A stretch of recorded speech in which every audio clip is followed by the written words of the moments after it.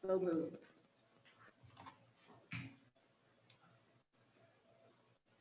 For our startup this morning, we'd like to review the Craven County Schools vision, mission and core values.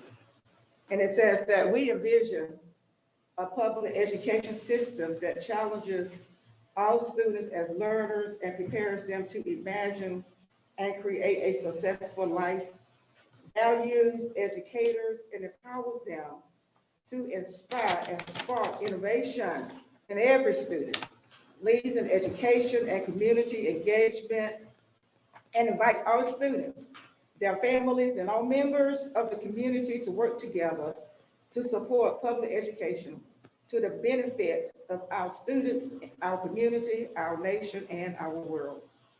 Craven County Schools' mission is that together with our families and community, Craven County Schools will educate all learners to personal, professional, and civic success through challenging and personalized instruction. For our Delta on our last meeting, our Delta was if we could have done interviews at a different time for the work session because of the long day. And then the time for the interviews could have been shorter, and we recommend that we just adjust it to 45 minutes.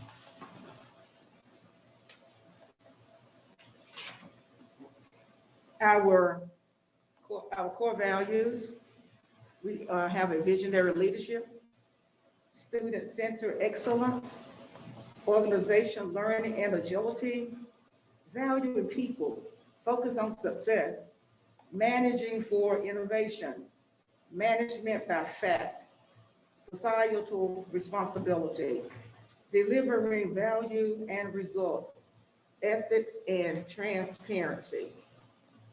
At this time, we would like to review the ground rules. We will post and approve the agenda. We will listen as an ally. One person speaks at a time. Respect each other, no sidebars. Everyone participates. Stay on task. Start and stop on time. Schedule appropriate breaks. Evaluate at the end of each meeting. Cell phones on vibrate or on silent. And for the main item, if something comes to mind while we are having the meeting, you may put this on your yellow post-it, and then we will get to those after the meeting. For our safety procedures,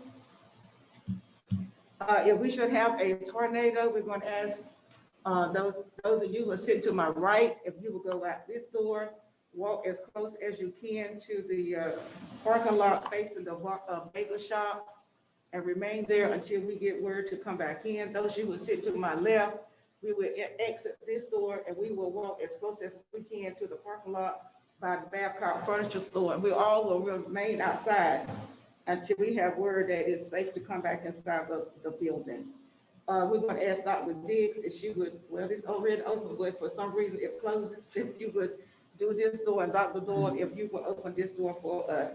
If there is a tornado, we will all go out the same doors, but we will all go to the back hall and protect ourselves, get in on the floor and cover our heads and just take precaution. And we'll all be there until the storm is over. And Dr. Doyle, will you give us the one? If there's an intruder in this building, first, if we are not in the same presence as the intruder, we'll lock down in this room and use all materials that we have available to us to defend ourselves. If that person would enter this room, we'll make sure that we inform everyone inside the building and contact 911 to let them know what's going on and communicate as often as we can. If we have the opportunity, we will evacuate this building and get to a safe distance and continue to communicate to ensure our safety. Thank you. Thank you. And at this time, we're going to ask our board attorney, Mr. Gaucho, if he would give us our implications.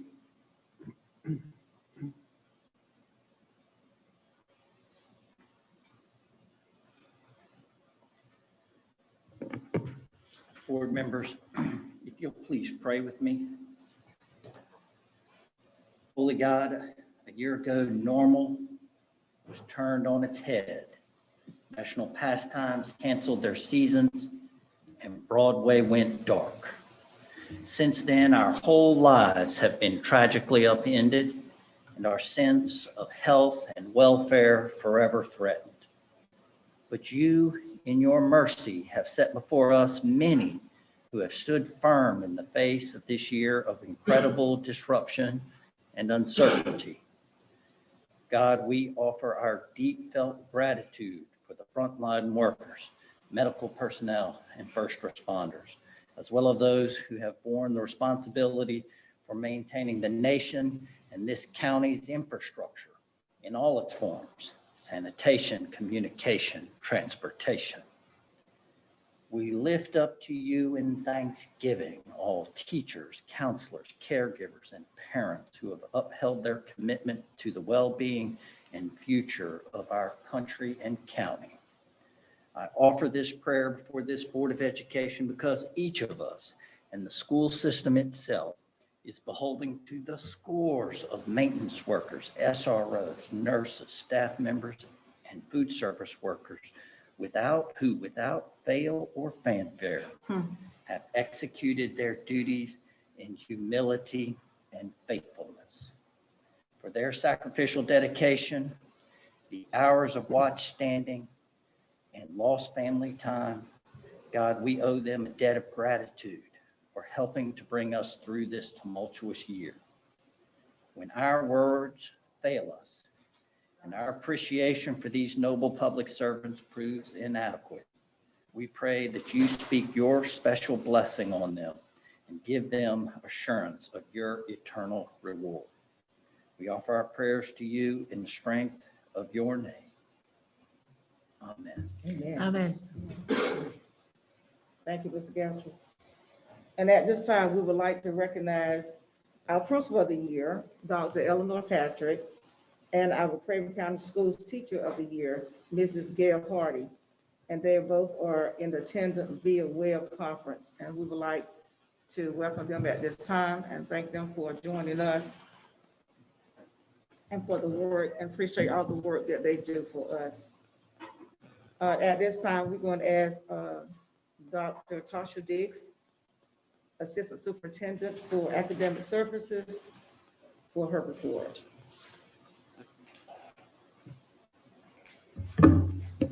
Good morning, board members. Good morning. Good morning. I come before you this morning to share information regarding the proposed 2021-2022 academic calendar to consider for approval. I did not put a specific timeline on this because obviously it's completely up to the board when you approve. So if you choose to adopt this month or choose for a different timeline, obviously that is the will of the board. But I did want to bring this information to you this morning as we have it prepared. And attached to your agenda, you'll see the 2021-2022 traditional academic calendar recommendation, as well as the early college academic calendar recommendation. On your attachment with the early college, there was an error, and I can give you another printout, but the first page is correct where it has the actual calendar. There was an error in attaching a second page that was a part of a template that you would not need to pay any attention to. So the first page of that calendar is correct, but if you would like a hard copy, I can provide that to you.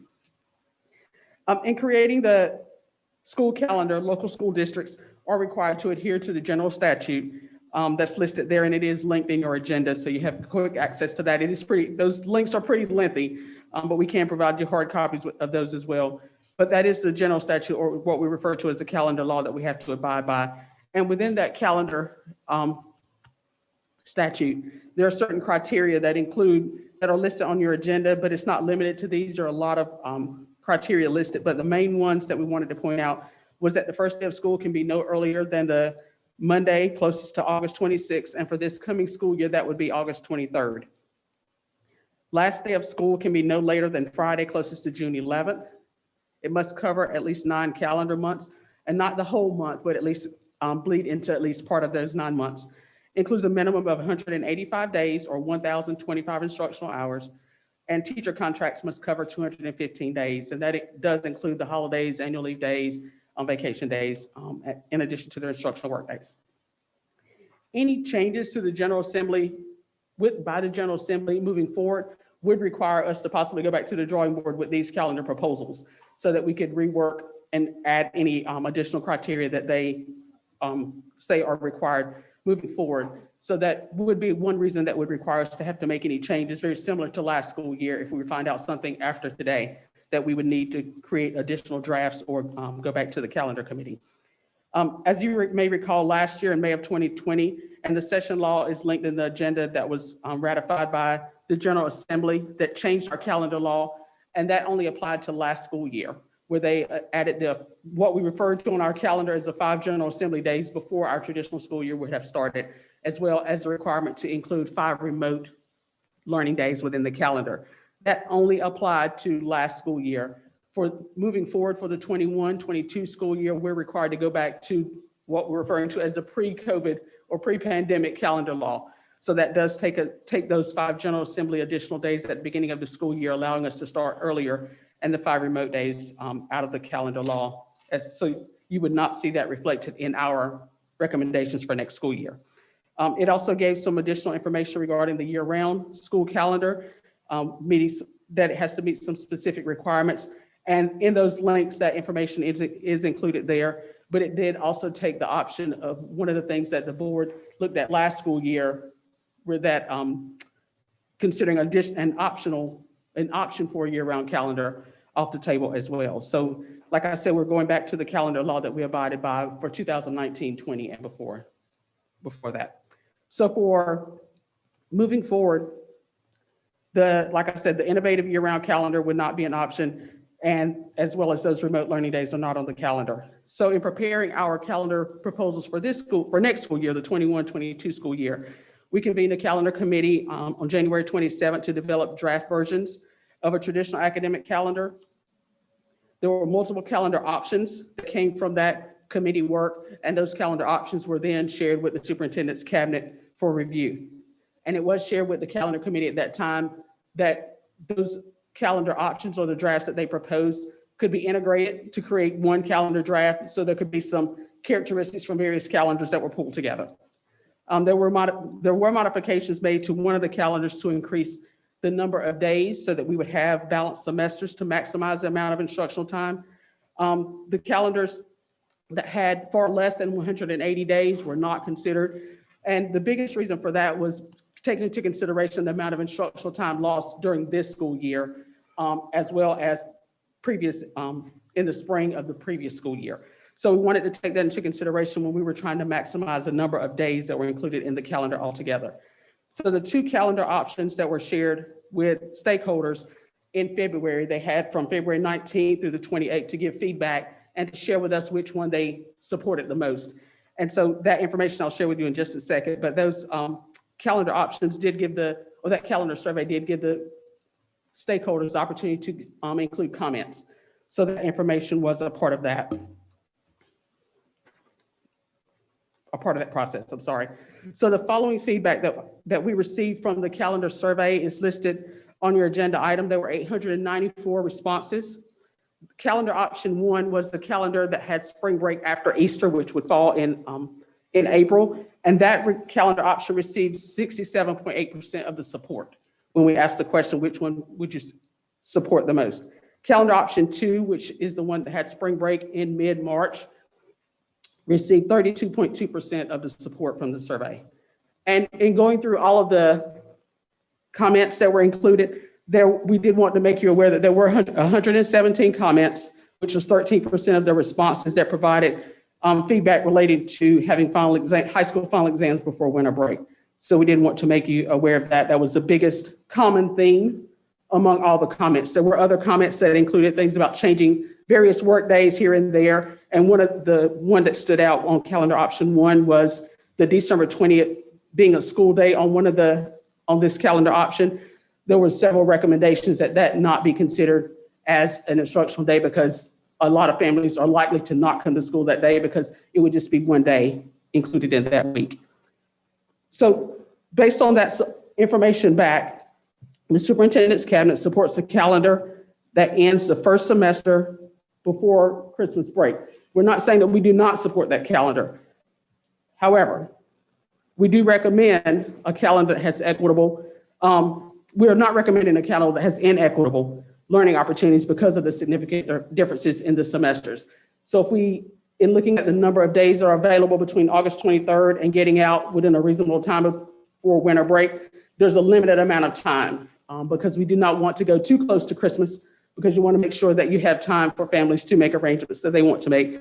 And we have that hard start date of August 23rd that we're having to abide by.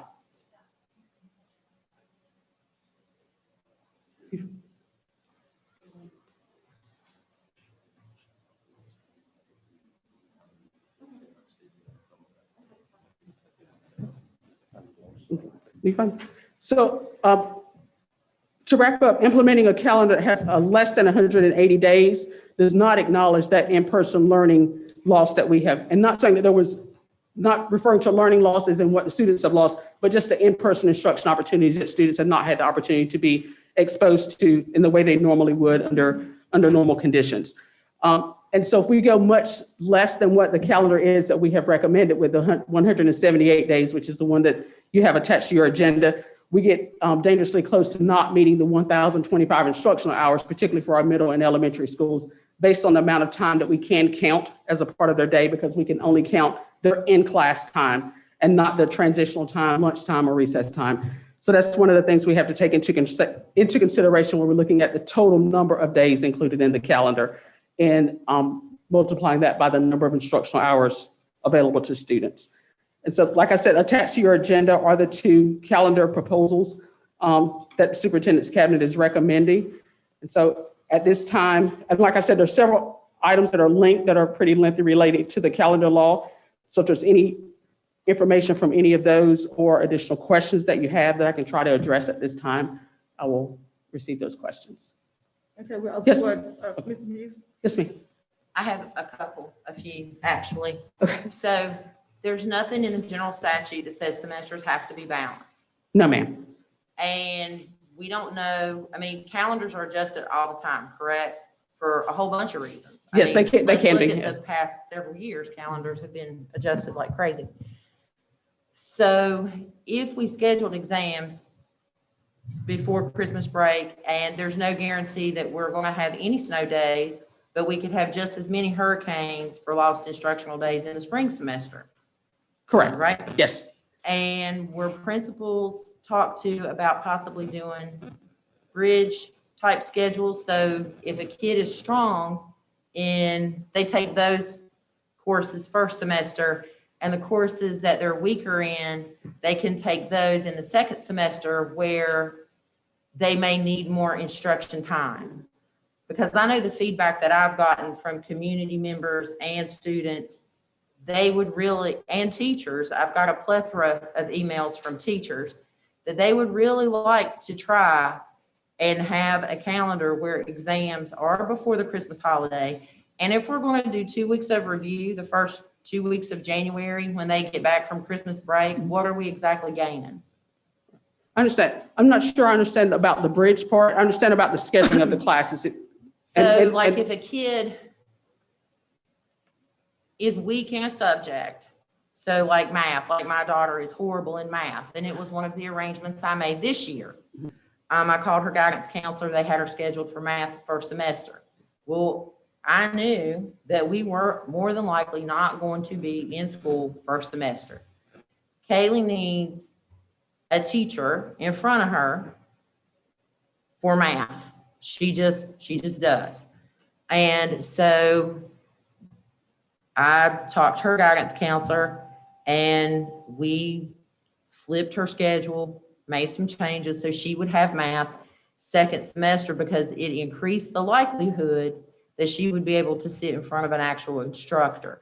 So if a kid is weak in math, if there's less instructional days, because you're not required by law to have a balanced semester, they wouldn't take math first semester. They would take it second semester. So you're saying in the semester where there are more days, not necessarily that it's bridged with another course? Correct. Okay, gotcha. I understand. So, Yeah. I I think mean, I'm sorry. Go ahead. I mean, has any of that been thought of or discussed with principals, and for principals to discuss with guidance counselors? I mean, and yes, it's scheduling, But I think it's doable. Well, I think one of the dilemmas, I won't say one of the dilemmas is that it wouldn't be possible for every single student who may feel like they're weak in math, because at a certain point, you'll run out of sections of math and how big the classes can be. So I'm not saying that it's impossible, not at all. So that is something we would have to take into consideration as far as which classes are offered first semester versus which ones are second semester. If you're looking at whether it's an individual student situation or the type of course, whether it's an honors course or what have you. So those would be the considerations that would have to be taken, that would have to be looked at with the actual master schedule of, particularly with the high schools. And if we had to add days due to being out for snow or whatever first semester and change the calendar to where they ended up having to take exams after Christmas break. But I think it would, I think it would be good for morale if they had that in front of them for, hey, we're going to go ahead and do exams before Christmas. Understood. Mhm. Ms. Clark? Just one question. I know you said that you had gotten input from stakeholders. Did that include parents as well? The survey that, you mean on the survey that went out? Yes, The ma'am. survey went out to parents, community members in general. It was available on social media for community members in general that didn't have students connected with the school, but it went directly to our parents through our Family in the Know newsletter. So they had access to it to vote, and it was on the website of the district website that they could link to and vote. And you've probably already answered this, but did you get an approximation as to how many parents responded? I did. I don't have that in front of me, but I can get that for you if I get back to my computer. All right. Yes, Thank you. because they had to identify if they were a community member, a staff member, or a parent. And obviously some fell in multiple categories, but we did ask them to select which category. Okay, thank you. That's all I have, Madam Chair. Mr. Ippon? Can you share the difference in number of days in the first semester and second semester if we go to the abbreviated first semester? If we did abbreviated, Uh-huh. I do have some numbers I can share with you. Between August 23rd, when we're allowed to start, and December 17th, which will be that Friday before that, bleeding into that next weekend, if there are no work days and you go to school the Wednesday before Thanksgiving, there are 81 available days. Okay. If you go straight from, and so the only days out would be Labor Day and Veterans Day, and then the Thanksgiving holiday. So if you went straight through, there are 81 available days if you stop on December 17th. Obviously, if you go into December 20th and 21st, that's adding more days. Does that make sense? Yes. and Okay. that- I'm guessing that means 90. So then for second semester, for 99 instance, if days. you start, depending on when you start after winter break, like if you start on January 4th, it all depends on when you choose to end. So if you go from, I think it's about January 4th until right before Memorial Day, there are about 93 days 93 available. And so then you would just remove instructional days based on the number of work days that you include within the semester. So from that 81 first semester, if you turn the Wednesday before Thanksgiving into a work day or another traditional one in October, then that would just reduce that 81 to 80 or 79. That would only make 174 instructional days total. So Total, yeah. we would have to add some after Memorial Day in order to make sure that we're fulfilling the instructional hours for elementary and middle. If they're based on, how many hours are we? 174. Okay. We would still lack a few days. Okay. So if we're looking at like 5 hours and 45 minutes of instruction per day, then we would need more time around Memorial Day for second semester. Okay.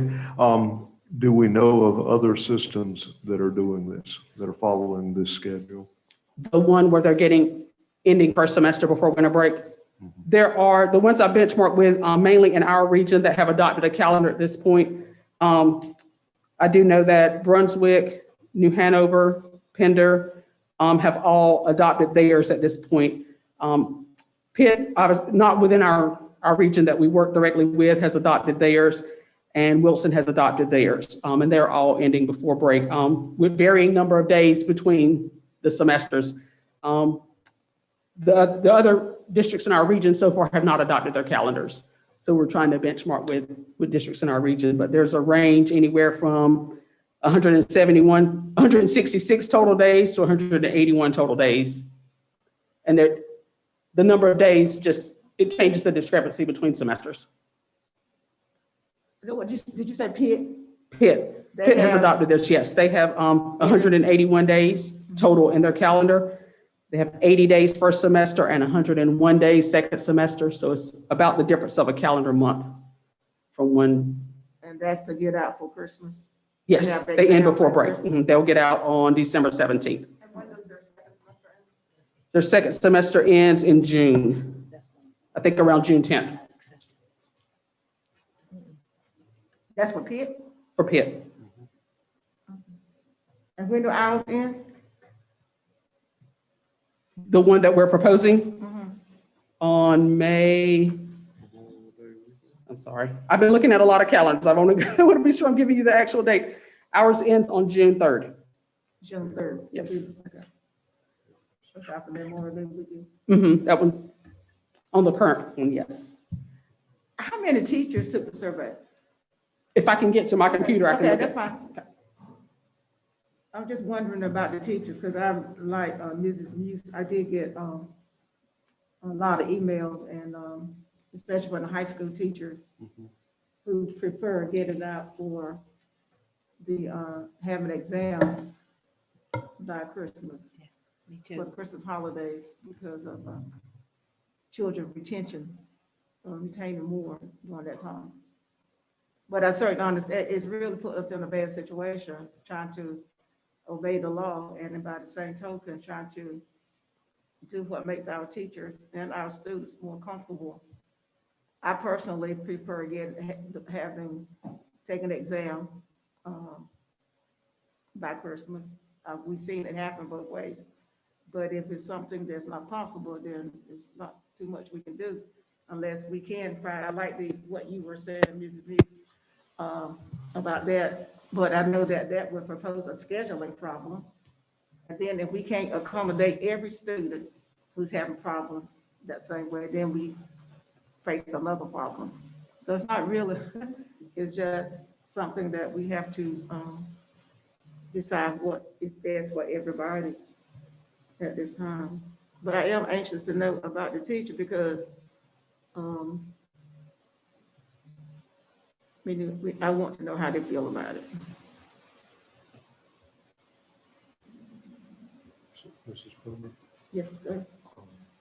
you might want to ask Gail Hardy, Mrs. Hardy. Yes. There were, and they just identified as staff, not if it was a teacher or a counselor, what have you. But there were 323 staff members who responded, that was basically 36% of the total number of responses. But there were 323 staff members. 525 parents responded. So we had more parents responding than we did teachers? And some of them may have identified as a parent as opposed to identifying as a staff member. And do you have the percentage of parents? The parent percentage, I'm sorry, it was 58.7% were parents. To want to end before Christmas break? No, that was total responses. Oh, okay. Right. The information I shared with you earlier, as far as the number of comments, they put that in the comment section. When I read through all of the comments, there were 117 comments referring to getting out before winter break for high school exams, which was 13%. Sorry. Does that make sense? Okay.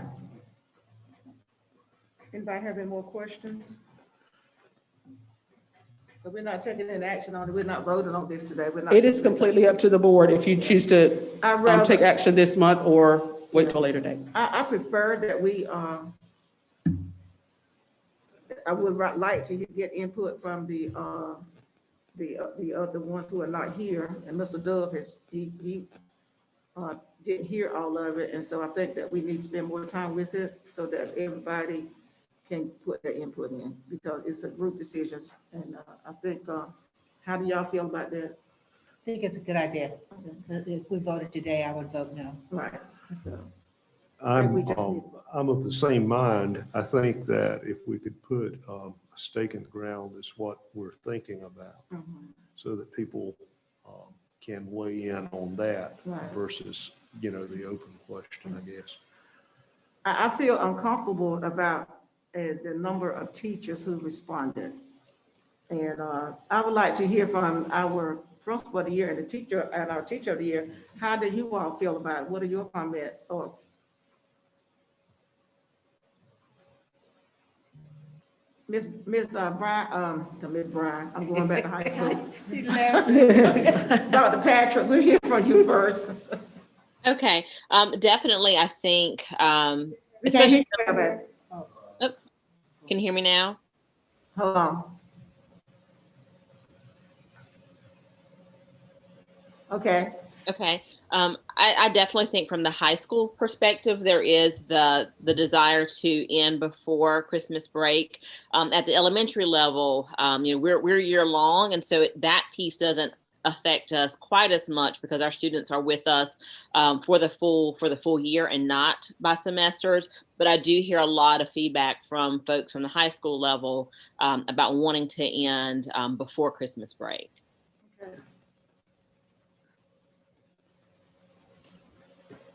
Ms. Hardy?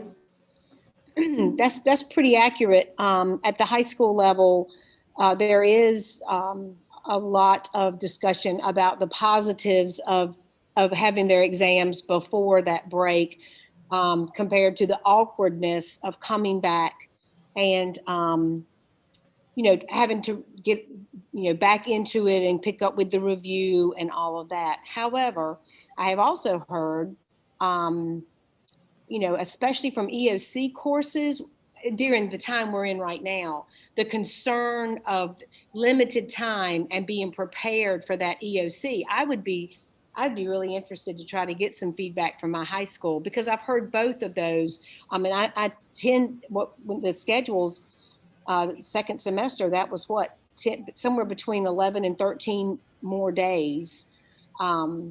So I've heard both of those, but I do know that they enjoyed having the exams before the break and coming back and starting fresh. Okay. Chairman, can I just add, we have asked one of our legislators, Representative Tyson, to put forward a local bill for us. We have not heard anything about the progress of that local bill, but he has agreed to put that forward in the General Assembly. Will you explain what you proposed? Yeah, so we asked Representative Tyson to put forward a local bill that would allow us to start school on the, and I need to look at a calendar now.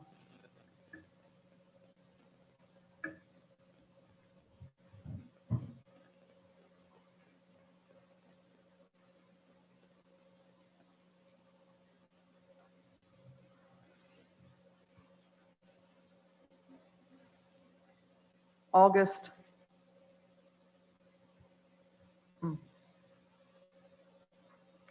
August the 16th, I believe, Okay. which would give us an additional month, and or not month, week. But I think it might have said actually the 12th, Okay. which corresponds with, I think, the first day that community colleges can go back, which makes the most sense, and it's what we've been asking for legislatively for decades, since the calendar law was changed, is that our calendar be allowed to align strictly with the community college calendar. And so that's the challenge that we continue to deal with, what we were dealing with before the pandemic and what we continue to deal with the existing calendar law. So I wanted to make sure that folks in the room and those who are listening knew that Representative Tyson is working on that. Yeah, thank you, Dr. Dawn. Appreciate that. Mr. Bowman, I have Yes. one more thought. I would be interested in knowing from high school teachers how much new material they feel like they cover in the return as opposed to review time.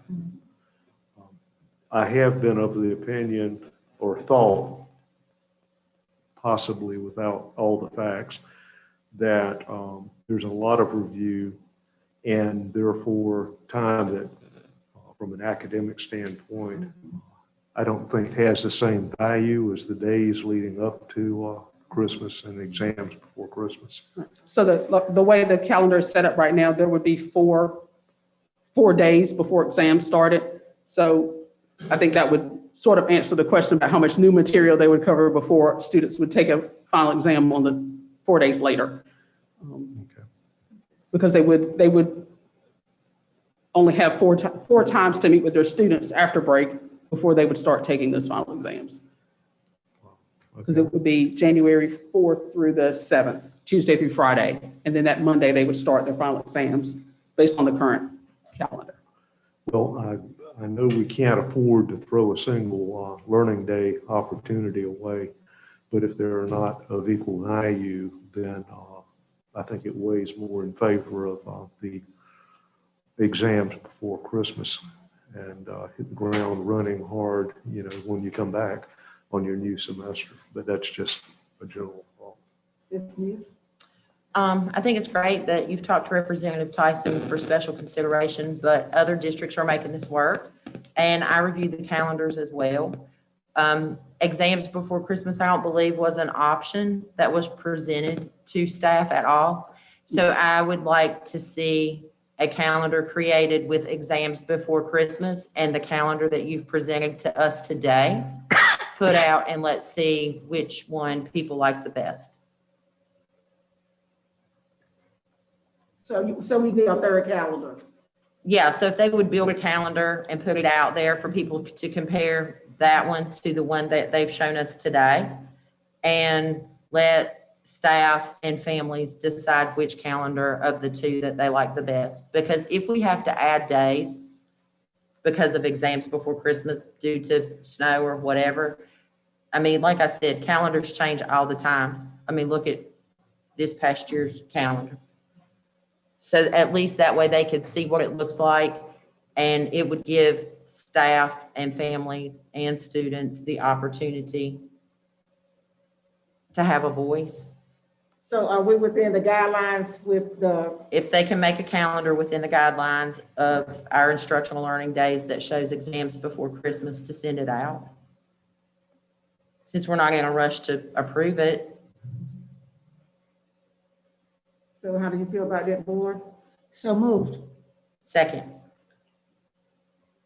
Okay, I wouldn't ask for a motion. I would ask for a discussion. Oh, I'm just saying, I wouldn't ask for a motion. I would ask for a discussion at this time. Okay, Ms. Alcott?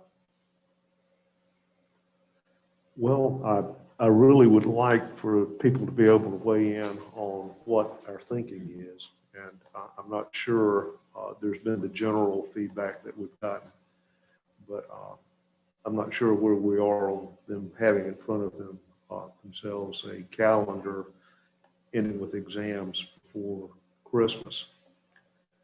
And this lack of balance between the two semesters, is that something that they could live with at the high school level? I think at elementary and middle, that's not where the question is.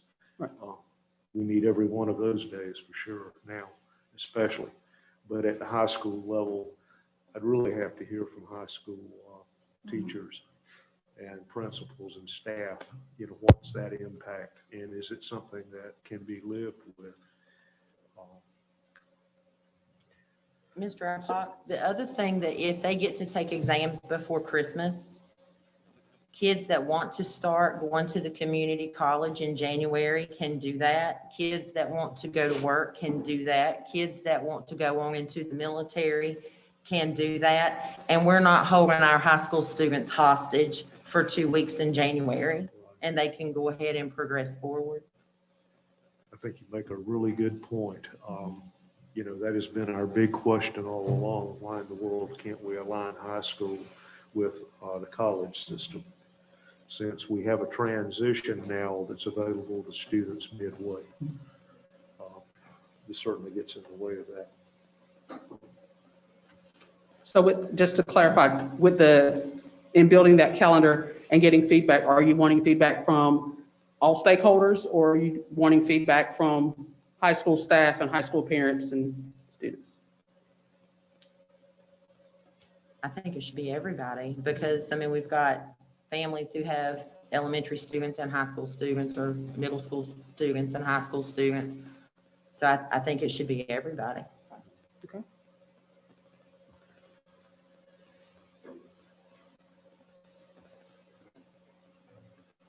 So we're saying that we want a third calendar.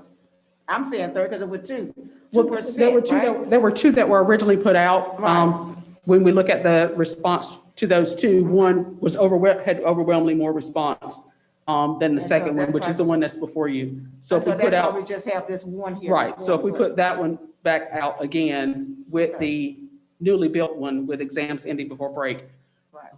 then there would just be two that go back out.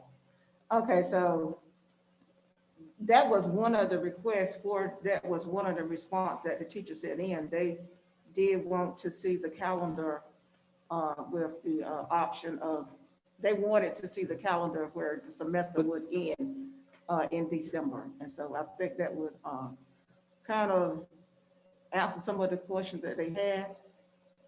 It is real a tough decision. You all put a lot of work into it, and I know it was not an easy task. But by the same token, we're trying to maintain, we're trying to keep some teachers too.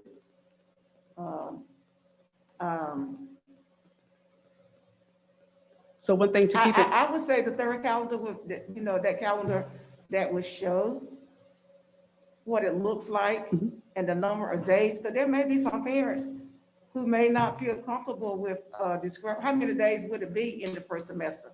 it What the would, discrepancy there? it could be anywhere from, if we're looking, what was the minimum? 81 or less, right?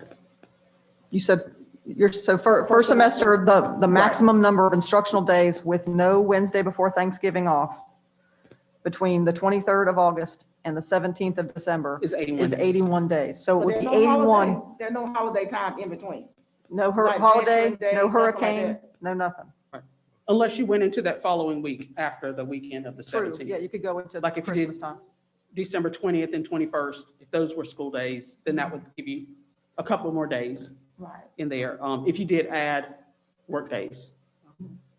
I think it would satisfy the teacher to see, they would feel like they had more of an option if they could see that that calendar, that see them getting out. Then, and we might be surprised. Some may feel that, no, we need to spend this time for instructional time, but we'll never know unless you see, it's a tough decision. And Dr. Dole, from your calculations Get them earlier, you said input in it anyway. we would have to have 176 days total to meet the 1,025, Be at least 178. 178. Okay, so that means we would be, may not be able to end before the Right. Memorial Day. So that would be the, what it would look like on the other end, but we can definitely work on building that. Because I would think those teachers that are teaching social studies, US history, there used to be an argument about that they did not have enough time to get all the material in that they needed. And so they're still concerned about the end of the course test and all of that, those state exams. If we should have them this time, we don't know, but I'm saying that used to be a concern. But we don't have enough time to get all the material in that we need. Now, as opposed to some of the other classes where it probably was not as much reading and much as it did for that. But those are concerns, and so those are opportunities for them to, see that, at least give them an option. At least, I like the idea to see the third calendar because I know that's what the teachers are asking for. Okay. And, and so I don't think it would hurt anything. And we may end up with, that's where we are now with the calendar that you have, but at least we would have given them an opportunity to buy into it one way or the other. Okay. As far as timeline, are you wanting this for your April meeting or prior to? The April meeting, okay, so when do we need to have the calendar approved? There's no deadline. No deadline. Obviously for planning and parents wanting to know what it looks like, but what we're not looking at that I think posed the bigger issue last year was we're not starting earlier than August 23rd unless there is something legislatively that And maybe happens. something could happen between that time. You could hear Right. from Mr. Tyson. So- Something could happen at that time. Yeah, and so we can tell parents unequivocally that school's not going to start before the 23rd of August, no matter what. Right you know, now, yes. The details of the calendar are. Yeah, so that would have to be a General Assembly Right. change. So if they're looking at planning summer vacations, then they would Right, have that, exactly. at least that start date. I say the next board meeting is fine, because I understand you all have more than the calendar. You still have other responsibility, you know. I to can do. stop doing the other stuff and just work on the calendar if you want me to, Ms. Boomer, But you but, still got other things, you know, and so we have to keep that in mind also. Okay. And so I'm satisfied, how the board feels with just having it ready by the next, board. I would have it to them. oh, yes, we would go ahead and do Give to it. But them. I'm saying to Okay. prepare for you, that would We'll- let us know the we'll be timeline. okay by the next one. And if I could add, I think what Dr. Doyle is referring to is the probability that we will get no action. We can have action in the House, and that's happened many times, that they've been in favor of our calendar request. Correct. It goes to the Senate and it never gets a vote. There's not a change in the Senate that makes us think, unfortunately, at this time, that we would get a positive vote that would change our calendar to allow us to go earlier. It always ends up, unfortunately, being the work we do this year for the next calendar a year out. And we find ourselves in that same position now. So I think it's probably pretty certain that the 23rd date is going to be the best we can do. Okay. So we'll work on building the calendar with exams, high school exams ending and first semester ending before winter break, and then put that out for stakeholder input and then have that information back to you for the April board work session. We're asking for a third calendar, Ms. Smith. But- Sounds good. Okay. That way we know the assembly's gonna do. Right. Because I'd hate for us to move on one and then the assembly give us a window Right. for what people really want, for the Yes. win-win calendar. Sounds good to me. Dr. D, thank you so much Nope, thank for you. that report. It was, I know that you all spend it, and we always have the same discussion every year. And so we understand. I'm glad I'm not on that committee, Okay. because I wouldn't know what to do either. But we do thank you for working with what you have and the committee. And so I'm sure that we all will come up with something that we all can live with. All right. Thank you so much for your input. All right, we're going to ask Dr. Miller if she would give us the human resource report at this time, please. And I passed out paper copies, and I'm bringing. Some of us still like papers. Right? I do. And while you're reviewing this, I also am bringing you a copy of our virtual recruitment fair event going on, so you know what we're doing as far as recruiting and retaining a high quality and diverse staff.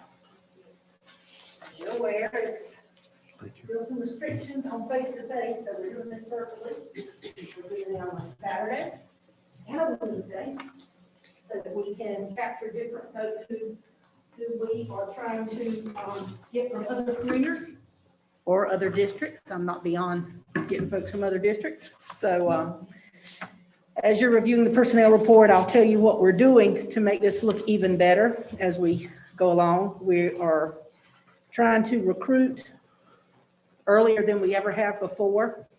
2 virtual events, as it states on the flyer, with folks having the opportunity to pre-register so our leaders can reach out to them.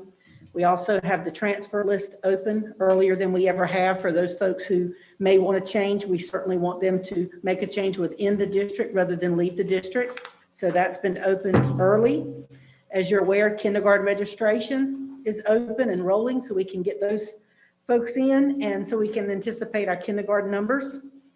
We also are having, as you're aware, Leadership Academy, and this month it is focusing on the recruitment and retention of a high quality and diverse staff. So we will be doing that next Monday, as well as our first ever virtual recruitment fair guide for school leaders and division leaders, sharing both district expectations for what it should look like, as well as best practices.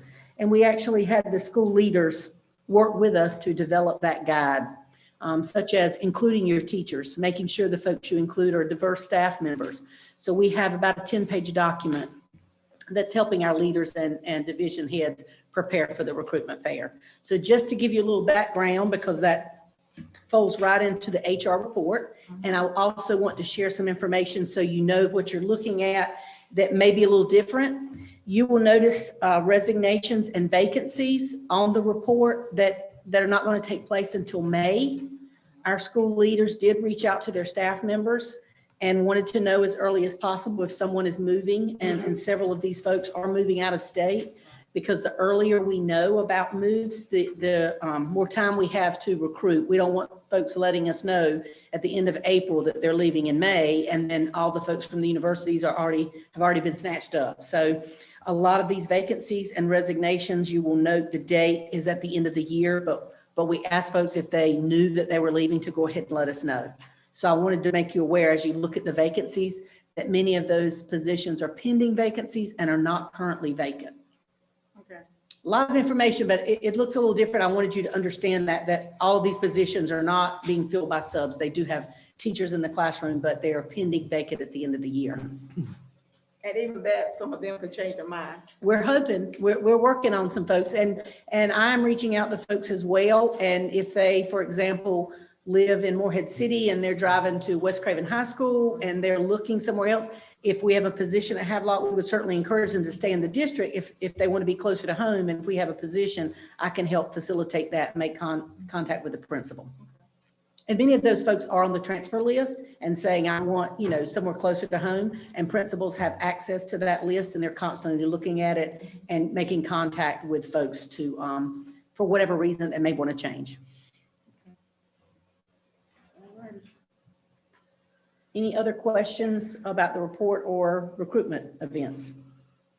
If you guys would like to log in, you're welcome to do that. I was wondering about that. We just log in the same way. You would log in, and each school will have a site, and all of the district cabinet will be logging in to support our folks, but also so that we can do a plus delta at the end. We're constantly PDSAing our recruitment processes, so you guys can do that as well. And we're open to feedback on anything you see that really worked well, that you think was very positive, or things that we need to improve. And we have a list on the HR site. It's not active yet because, the Zooms aren't open, but on Saturday morning, it will be open, and you could just like you would at Newbern High School, go from table to table. You could go from school to school and just log in and speak with the folks, tell them you're a board member, and you would encourage them to choose Craven County Schools. I think that means a lot when you attend in person, but it would mean a lot to our candidates to see board members and know that we have a very supportive board. Well, and anything we can do right now, because when you look across the state, so many, I look at our changing careers, one of my own changed careers. I mean, they're changing, this year has done a lot of people in across the state, a lot of teachers looking for career changes. So if we can get one of them to stay, I feel like it's a win. So God bless you, recruitment will be difficult this year, but I know you are up to the challenge. And We're working on it. It's a team approach. Yeah. Any- When I say you, I mean all of you. Right. Yeah, it is. And the number one thing for recruitment and retention is the leader in the building. So we're really driving that point home for them to be highly engaged, not just at the virtual fair, but constantly checking the pulse of their staff, just asking folks how they're doing it. And sometimes it's just, they want another grade level. And if you're a school leader and you can accommodate that, certainly you want to keep folks. I'm going to do an activity on Monday. Not talking about salary, just the recruitment. It's about $20,000 every time we lose a teacher, because you have to re-dip them. You have to start the continuous improvement trainings again. You have to do all these trainings again. And we're going to do a little activity. And if the school leaders are listening, they're getting a little preview. But I'm going to actually give them a recruitment and retention calculator, and they can put in the amount of money that cost us. And it's not just about money. It's about kids. It's always about kids. But that constant turnover prevents us from moving forward, because you're always having to take a step back to get everyone at the same level of training. So it is a team effort. It's not just an HR function, it's a function for everybody in this district. So I appreciate you recognizing that. And I'd like to say to the principal too, this is not pointing to anyone in particular, but, just be the kind of leader that you want to work for. Because when you talk to teachers, and then you say to them, especially ones that aspire to be leaders, say you can learn from difficult, you can learn from difficult administrators too, right? You can learn what you would want to do better. But just a reminder, because it's been a rough year for the principals as well. So, just try to be the person that you would want to work for. Absolutely. And just recognize that doing a check-in with your staff can mean more than you'll ever know. Something simple can mean so much, like now we've asked principals to identify future leaders in their buildings, and just them saying, I see this in you. Yeah. We heard yesterday, Dr. Doyle and I were meeting, and just the excitement of someone recognizing the potential of leadership in a staff member. And sometimes if they were even thinking of just that conversation can be a recruitment tool. Absolutely. It can be. Any other questions for me or comments? Any questions about the agenda, the human resource report? Need to get a motion at this time to approve the human resource report. Number Ms. 9. for Ms. Bimmer, March. do you want a motion or do you just want to consent to put it on the consent Oh, yeah, agenda? I'm sorry, yes. Thumbs up, consent, this is consent. Good, all right. Thank you so much. I guess I want to make a motion on something today. Let's take a break. At this time, 10 minutes. Thank you. I need 10. What time is it?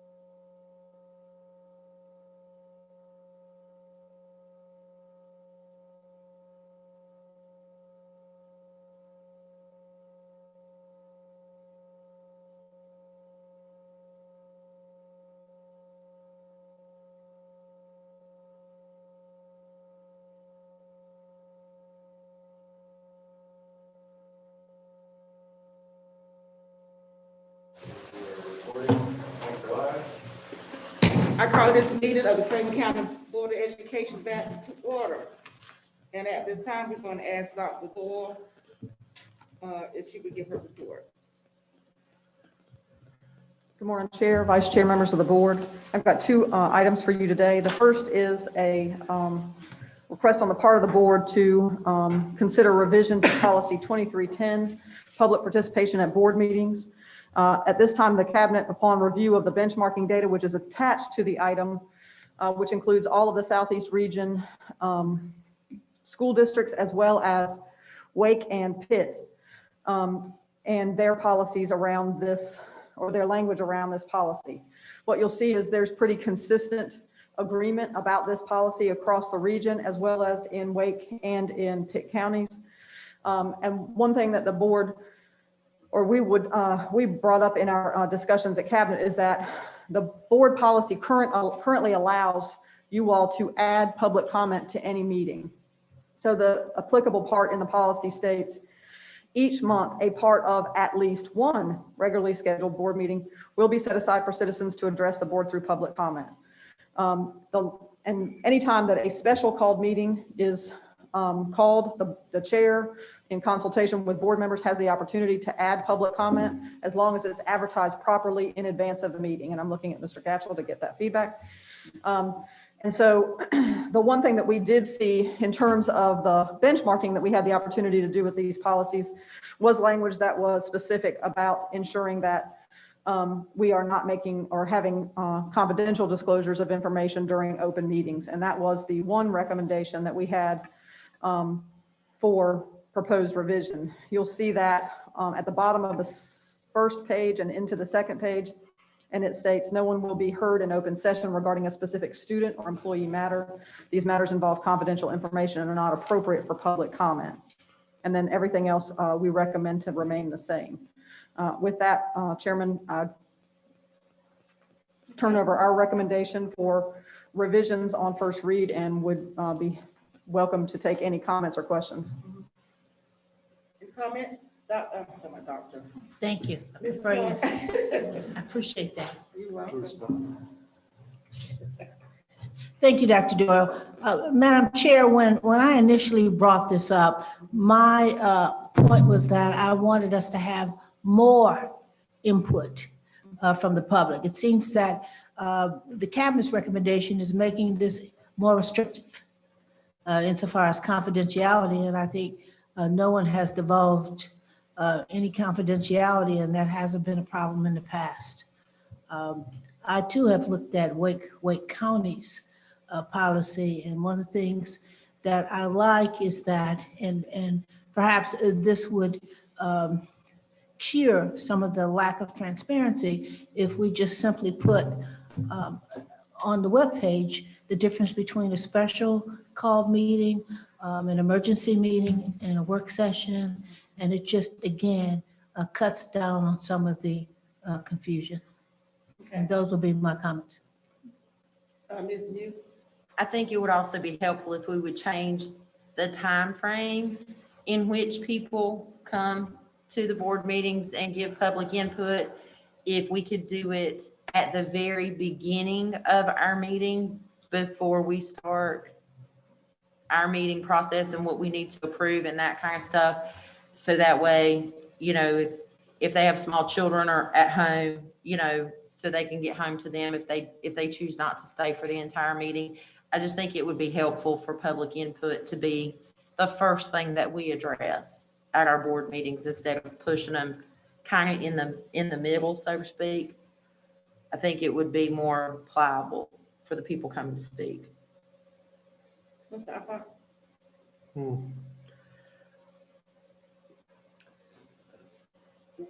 I remember when we had the time that we did not have public input because it wasn't required, but we did make allowance for people to come and speak, and we, either as a board member or as chair, would recognize someone to offer comment.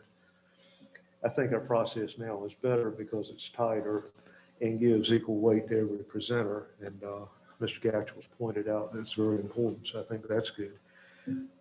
I'm worried about our meetings have a format that has been followed a long time, that we have our recognitions, we have our children come, we open with, which we would continue to do, Pledge of Allegiance and prayer.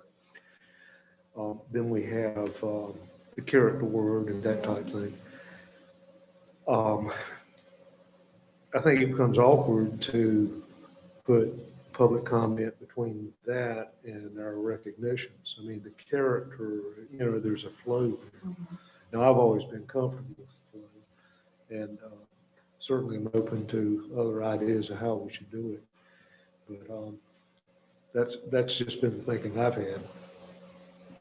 The break gives a natural opportunity for people to leave. There are a lot of young families and others that come and take that opportunity to go ahead, and including our people that are recognized, because everyone has work the next day, or many of them do, or school.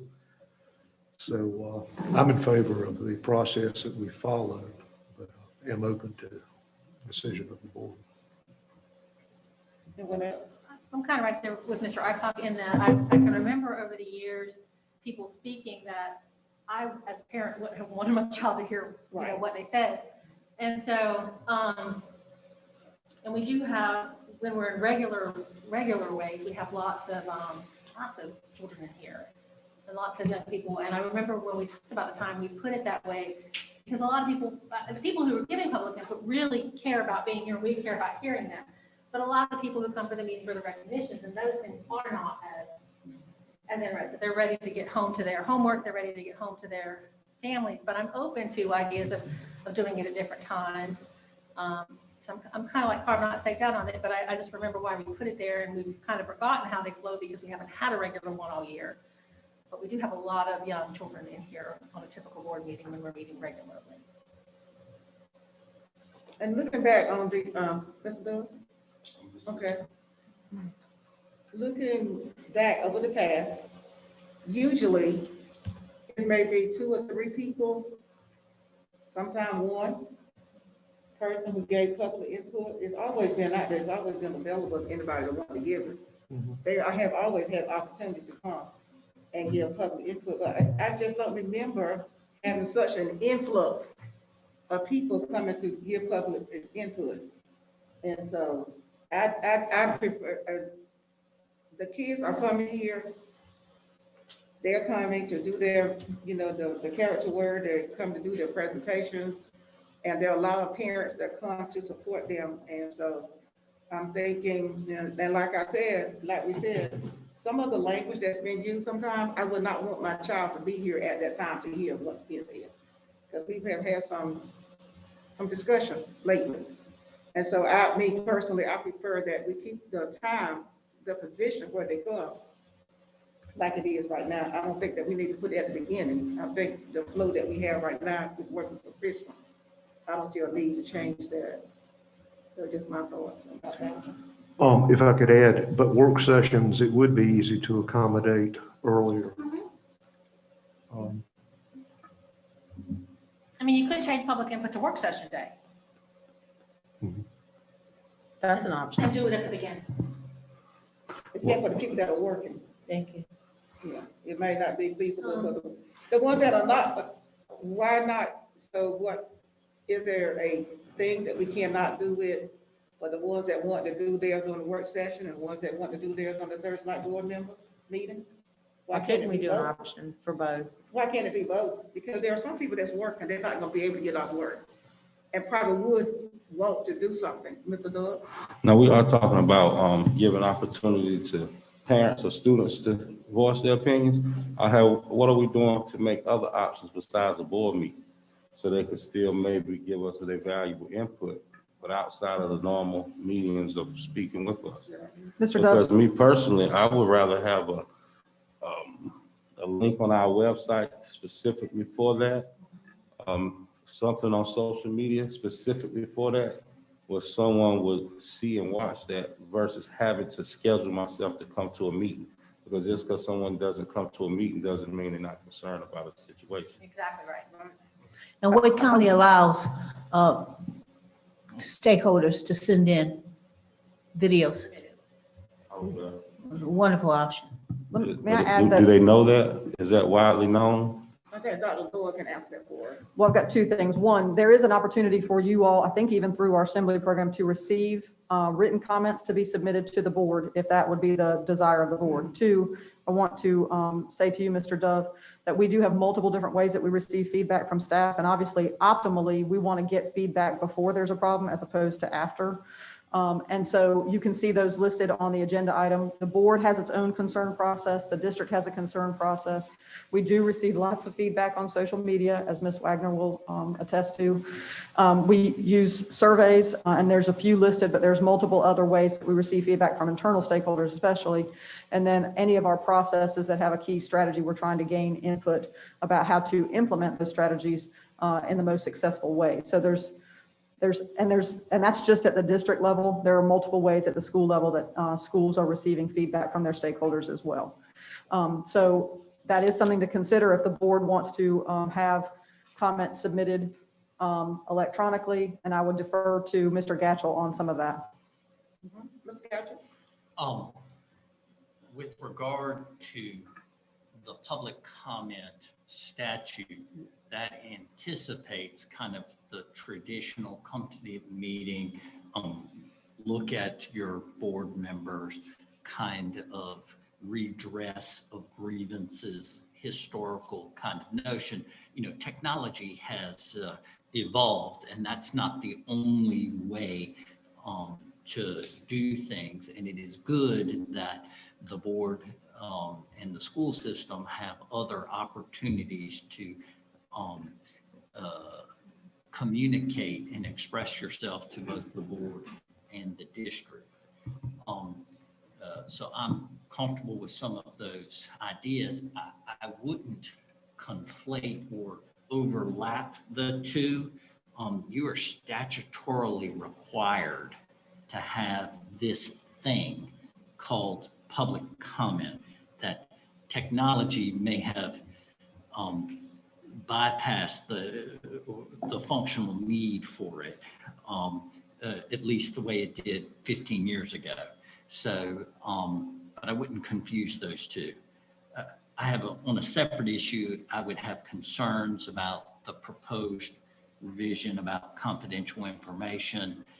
I would have concerns that I could give you in closed session if you deem it necessary to Do you hear. mean the wording is what you're Yes. concerned about? Okay. Yes, I would have concerns about that. Well, it's a first reading anyway, so you could tell us when we're in closed session and then. We can make go from there, revisions. Yes. I will say that I think Mr. Duff's point is extremely valid because so many parents don't want to come before us, but they want to be heard. And so I think that, but they don't know, we know our process, but I'm not sure the community at large. So if there's a way to market them, I know you're working on it, right? So can I say that Ms. Wagner has visited most of our departments, all of our department heads. She is making her rounds to all of the schools to talk about our board concern, or our district concern process, to communicate that to all stakeholders so they understand how to receive and provide feedback. And also that concerns are most effectively dealt with at the level that they occur. And so that training is ongoing, and she's gotten some good feedback on that training, and she'll be providing some of that feedback to you all at the next organizational review. So that is something that we are doing in terms of going out and not just putting it on our website and waiting for people to passively come and find it. We're going out there to talk to people. And the next step will be to communicate that to the community in multiple different ways. I guess in addition to what I was saying, it needs to be kind of clear and precise and not all over the place. It would be better not to have multiple ways. I mean, the multiple ways can stay, but it needs to be like almost one official way that we all focus on, and that maybe teachers and parents and everybody would know, look, this is something you share with one another, so everyone at large knows what's going on. That way it's kind of more organized, and if people don't take advantage of that opportunity, then they just don't want to speak at all, but at least we put it out there in a simple format for them to be heard. Like a one button to click. I mean, if you're gonna watch All My Children, you go to ABC. Yeah.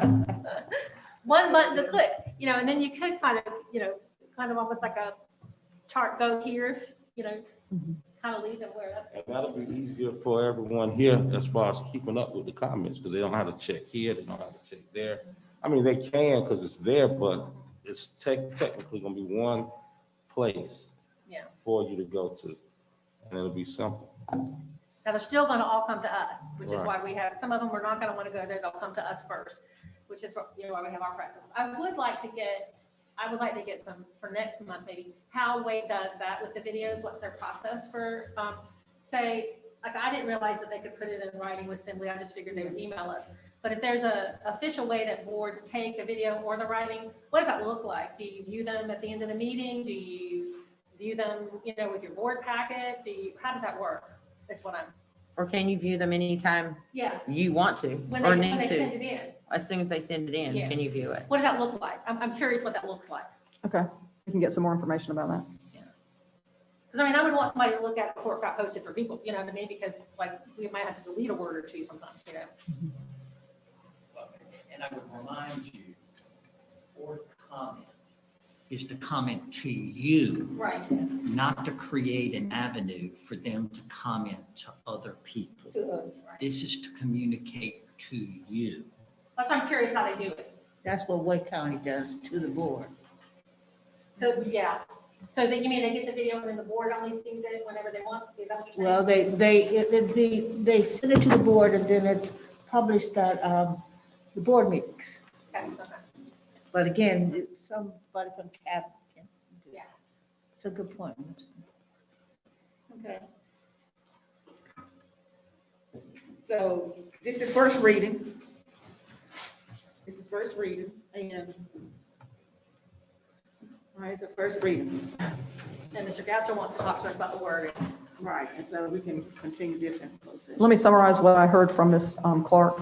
Ms. Clark, you want to make sure that on our board meeting website, that it's clear what the difference is between a regular work session, special called, and emergency meeting. In addition to what we already have in the policy, it needs to be more upfront. And without plagiarizing, again, my go-to website is the Wake County.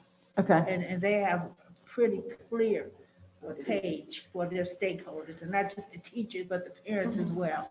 It's very user-friendly, and that's what my goal is. okay. Thank you for the Thank you for feedback. asking. And then from Mr. Dove's feedback, making sure that it's simple, that folks understand how to quickly provide that information or feedback to staff or the board. What was your, Ms. News? You had something? I'm good. What you said, okay.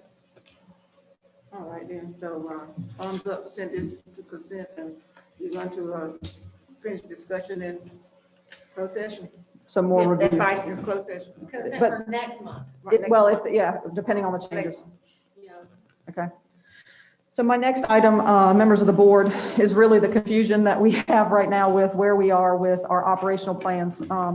From the Senate bill that was passed last week, Senate Bill 220, I believe, is the name of it. It's also now Session Law 2021-4, so those are interchangeable. It started out as a Senate bill and became Session Law 2021-4. In addition, you all heard last week that the State Board of Education, the state superintendent, the governor, and the General Assembly came together and said that schools could go back to school, elementary Plan A, middle Plan B, and Plan A. And so there's a couple of things around that. First, a significant impetus for that press conference, as well as the statute, was that there are significant numbers, and I shouldn't say significant, less than half, but a pretty large number of school districts that were still not in person at all. Several districts that had not gone to in-person instruction yet. So there was, I think that was the biggest concern that legislators had, and really the governor, the state superintendent, and the state board, is that, for children that have not been face-to-face yet, it's been a full year. Obviously, Craven County Schools has had students in person for some or all parts of the week, or for some parts of the week, at least since October 19th.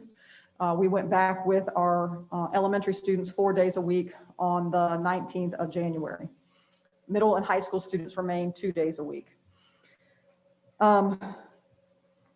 in the passage of that bill, they authorized the ability to have full-time instruction for middle and high schools. The conflict is that in the DHHS toolkit, that prescribes that there still has to be 6 foot of social distancing. This is the challenge that we continue to be placed in, is that there is conflicting direction. So obviously we have a Senate bill, we have a law that says that we can return middle and high school students back to in-person instruction. I would continue to recommend 4 days a week through the end of this school year, because we continue to have lots of students who are quarantined, and teachers are teaching face-to-face and also teaching those quarantined students behind the screen at the same time. And so they're dealing with multiple preps. And that's why you saw the state board and the state superintendent say that full-time meant 4 days a week at least. That was in part due to about 75% of the school systems in North Carolina asking for that consideration to continue through the end of this school year. I don't think there's anyone in our school district that doesn't want students to return full-time. And I think that we have teachers, principals, parents, and everyone who want that very same end. In terms of where we are with vaccinations, which would be one of the limiting factors for returning back to in-person instruction if we cannot social distance, which we cannot, in middle and high school, we would be less than 6 feet, is our vaccinations. As of today, we have, through clinics that we've offered, vaccinated about 350 of our own employees. As you know, it took us some time to get vaccinated, or vaccines offered to Group 3 in Craven County. But I have to say and give kudos to our teachers and employees, because they started figuring out how to go to other counties. And a lot of folks did that. In fact, folks that are in this room took that option. So our last clinic for our staff and our nurses made contact with every eligible employee who had indicated to us on our survey that they wanted to get a vaccine, had not had the opportunity to. Those folks had the last opportunity for a vaccine last week, which would put their next vaccine the last Friday, or the Friday after spring break, when we return from spring break. That date is the 16th. Thank you very much. 2 weeks following that is when the vaccine is at its full capacity in your body, which would put us returning in person, if that was the decision of the board, on May 3rd. Quite frankly, I'd like to get some input from at least our school leaders on this question.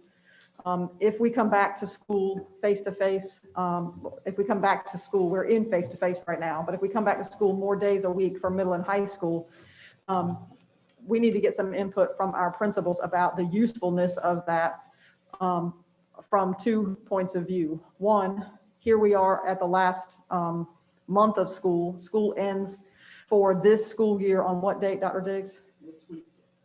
24th? 25th. So we would have about 4 more weeks. A significant portion of those weeks would be testing.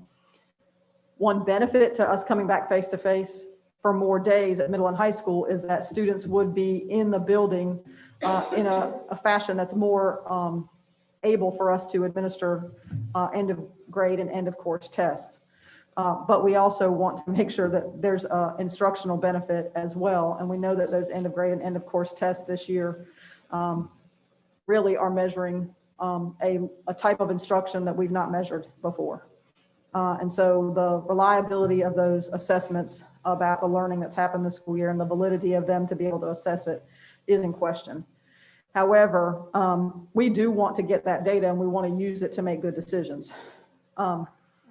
So I'd like to have some time and would be prepared on Thursday to provide another update to the board for potential action if it's the will of the board to take some action based on the feedback that I received from our principals. And we've scheduled a meeting tomorrow at 11.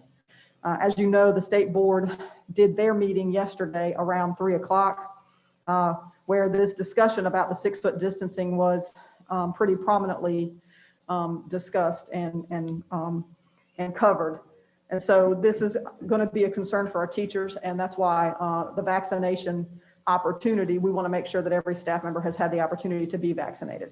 I do want to clarify that there are some staff members who, because they have tested positive at some point in the last 90 days, were not able to be vaccinated because the vaccine is not good to them until past that time period. So there's still going to be some stragglers, and we're pointing those folks. Our nurses have done a phenomenal job of pointing those folks in the right direction and to the right sources for vaccination once their 90-day time period is up. But those folks would be kind of sitting out there. Now, obviously, we hope that they have some type of immunity because they've already had COVID, and they have some level or measure of protection as a result of that. So I wanted to provide an update. I want to be really clear with the public that the General Assembly was most focused on returning districts that had not had any in-person instruction to some in-person instruction before the end of the school year.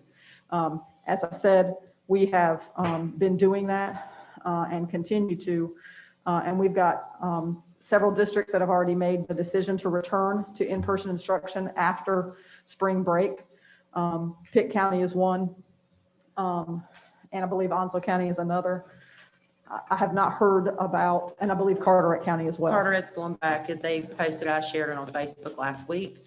Union County is going back. Surrey County is going back. Lincoln, Pitt, Onslow, and Durham County. They're all going back. To a schedule. Mhm. Are they back after spring break, most of them? Carteret County's going March 22nd. I know that Onslow, our tentative plan right now is to go back right after spring break. Wilson County, I believe, is going back after spring break. And I just pulled up on the CDC website. It says school systems that had high rates of face covering and other preventative measures showed low rates of transmission. It also says that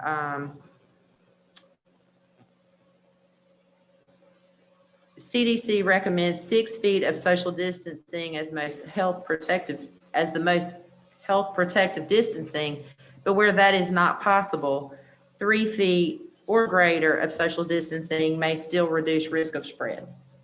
And it also says that lower rates of transmission in schools than the community suggests schools can be a protective environment because of monitoring and adherence to prevention measures. And that's right off the CDC website. So actually our kids are safer and staff is safer at school than running around Target and Lowe's. Okay, Dr. Doyle, you had to finish. I'm sorry? You had not finished, have you? No, ma'am. But Ms. Muse has, everything she has said is 100% correct. Our big challenge is making sure that we're balancing the needs of our students and ensuring that we have the staff in front of them to teach. And so I want to try to, as the board regularly asks us to get some feedback about this, I'd like to return to in-person instruction for all students tomorrow. And so some of the questions that I want to ask our principals are, and this is one of the challenges that we're having in middle and high school specifically, is that students, when they're in person, because there's having to be some remote instruction at the same time, and because we've been in such a constant state of change in terms of our instructional delivery over the last year, they don't feel like they have to come to school in a lot of cases, which is a problem. As we contemplate the 21-22 school year, students have to be in person. And we've got to make sure that our policies support in-person instruction, because our students are not nearly as successful in this environment right now. At the high school level, we also have students who have, for lots of different reasons, taken jobs and other responsibilities, some of which was tied originally, I think, especially for the first half of the year, to their siblings and the instructional model for their younger siblings who were not yet 4 days a week. And so that has put additional strain on families. So I'd like to get some more input from our principals so that we can, I can make a more informed decision about what our staff is feeling and help the board to understand the full picture before a recommendation and decision is made. I appreciate very much the dates on the vaccinations, because a concern for me is the vaccinations for staff that wants it. I mean, looking through a whole different lens right now, you know, so I mean, I want to make sure that everyone who wants a vaccination has got one, maybe personally.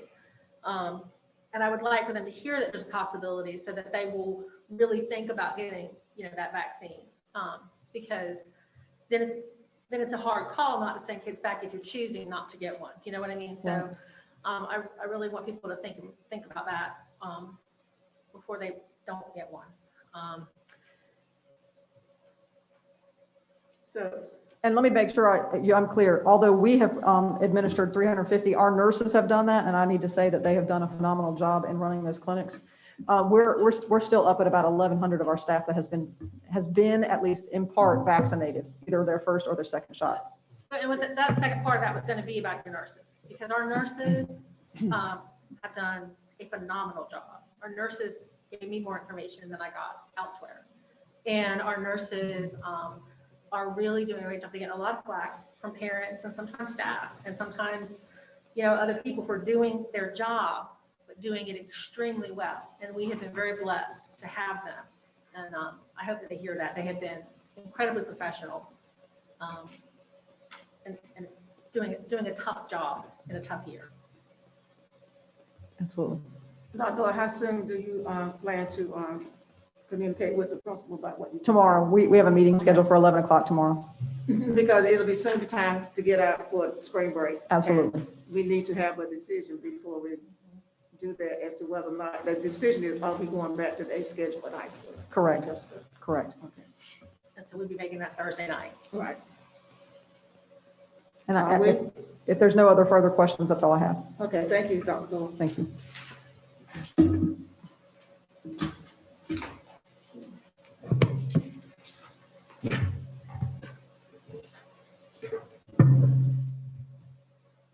Okay, Ms. Meeks requested that the Board of Education consider making a change to the attorney use for staff to include administration except for children and human resources. Okay. Mr. Goucho, we know that we are responsible, the board is responsible for securing a attorney to represent the board, right? Yes, ma'am. That is our responsibility. Okay, so now correct me if I'm wrong, I thought that it was left up to the superintendent and administration as to who they got to represent at this level.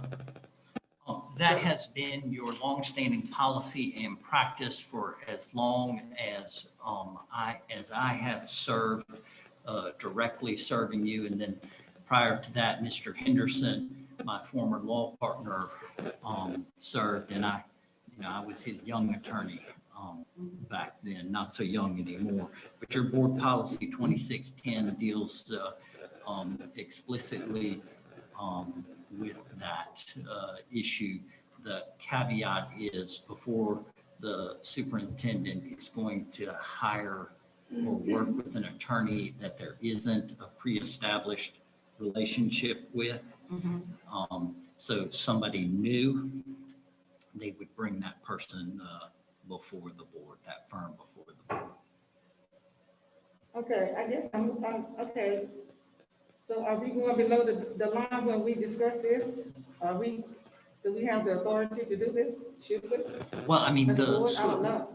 the school board has the general authority in the operation of the school system.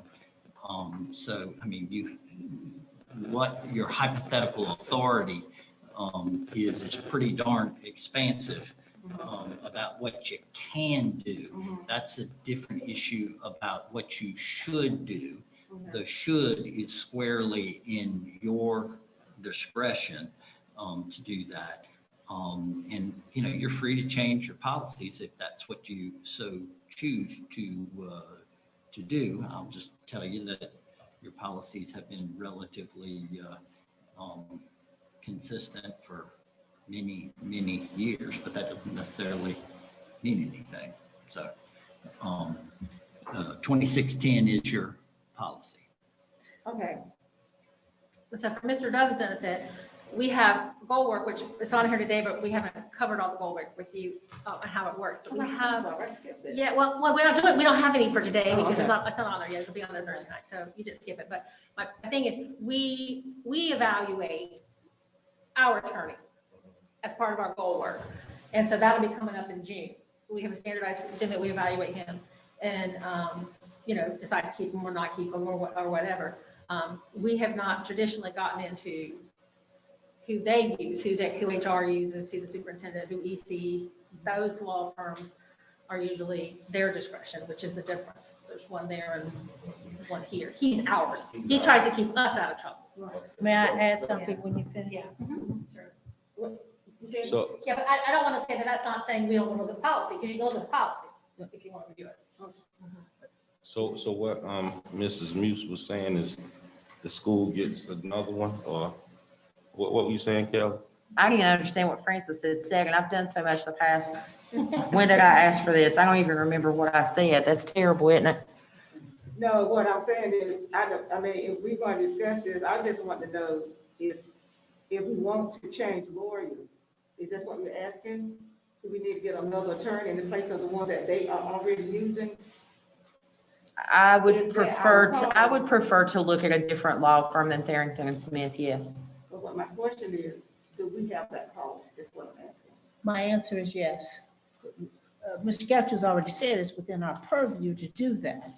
But secondly, the board has the authority to hire its own attorney. Thirdly, I think we should look into it, not necessarily to lambast the other law firm, but Cleveland County specifically got rid of this particular law firm that we use, that the superintendent uses, and they have a wonderful reputation, one of the best in the state, but they used that, and this is just something that we can pursue because they felt the money being expended towards these attorneys could go towards local attorneys.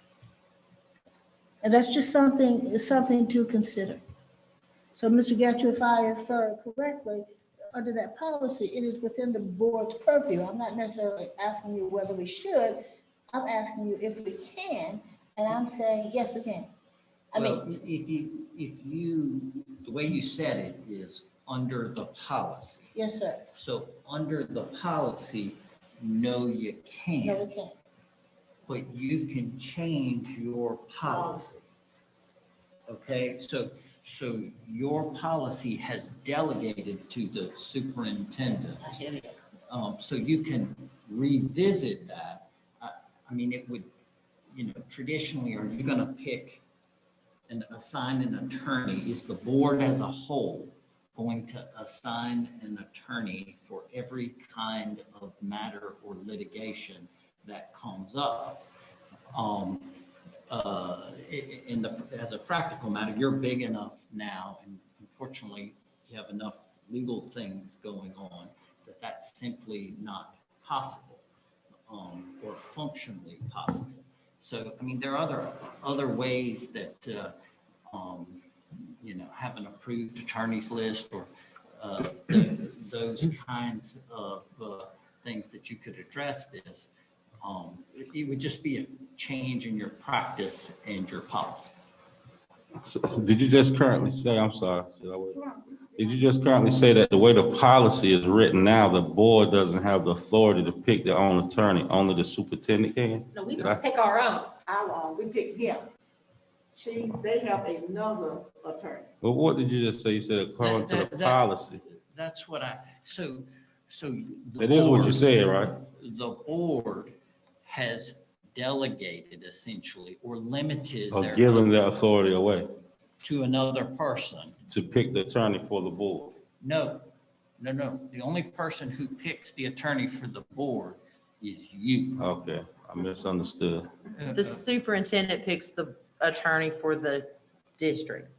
And I think we've given away our say-so in that. And I think that we need to take that back. Swartz and Shaw is one of the best attorneys in the state for educational law and have been recognized repeatedly as such. And I think we used them at one time. And I am under the understanding that if you want the best that you can have and the people that will keep you out of the news. Swartz and Shaw is the attorney to have.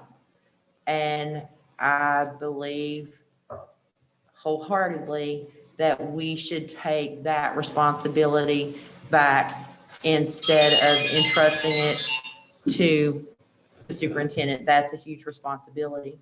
And if they're going to represent our district, because we all know when we fall into the news, it's the board as well that falls into the news, not just the superintendent, it's us. So to say that, then you are saying that the other representative that we have, because I don't want to call names for fear of what we say in open session about what we are talking about. I don't feel comfortable doing that. Okay. So what you're saying is that, I just think that we should take back the power of hiring our overall attorney that represents our district, should we have issues. and the one that you called out, that may not even be the one that we want either. Well, That was just your personal. that's my personal opinion. you So, know, I mean, so- I just think that we need to take a look at the educational law firms throughout the state that have good reputations, that are solid firms. And Just I thought, For the record, I serve on the school board trust, representing, I guess, this area for the next 2 to 4 years. And I've done that in the past. So I put that out there because I think I need a disclaimer related to that. The school board trust calls on Tharrington Smith to litigate issues that come from school systems across the state related to suits and things of that nature. The North Carolina School Boards Association has Rodney Malone, who is from Tharrington and Smith, as its representative that sits at the table for all board meetings and is called on for all kinds of advice. The School Board Association also employs, I wish I could give you the exact number, but I wouldn't be too exaggerating if I said about approximately 20 lawyers in the different aspects of carrying out its duties. So I tend to align a little bit more closely with what is going on at that level and who I can say that the school board trust will not use Swartz and Shaw. And that is beyond that statement. There's nothing else that I can say about that. So I'd also say that I know Richard Swartz quite well and consider him to be a comrade in arms in terms of education and law and things of that nature. And have no problems with him, as an individual. But I think it's important to know that we're fitting a framework that's broad, a lot broader than Craven County. Our practice has been that the superintendent and the administration picks the attorneys for these very specific personnel law issues and others that best fits their comfort. And I think that's important, that their working relationship with attorneys is something to be considered. I don't know that I'm giving up anything as a board member by saying that I'm comfortable with that. I know that in my particular case, we have a long history with Mr. Gatchell and his firm all the way back. Brian, I'm gonna guess 50 years. It's a long time. Yeah, When I very think long about, time. David Henderson, who won the first case of fines and forfeitures for Craven County in the state, which all precedents about fines and forfeiture suits has to this day been based upon. So obviously we have a debt of gratitude that we always extend, but also a comfort level on working with the advice we get there. I'm never opposed to putting something on the table to look at others. In business and industry, you do it all the time. You go through a cycle, and but there are other parties involved that I would want to weigh in strongly on that in terms of comfort levels.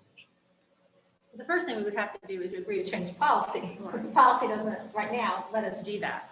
So that would be something that if that's what you want, if the board wants to look at, I would strongly suggest that we get some data to what other districts do with that particular policy and before we make a change to that, because I personally don't feel like I'm giving up anything either. Each time that the superintendents through the course of my service have made a change, they always came to us first and laid out all the reasons why.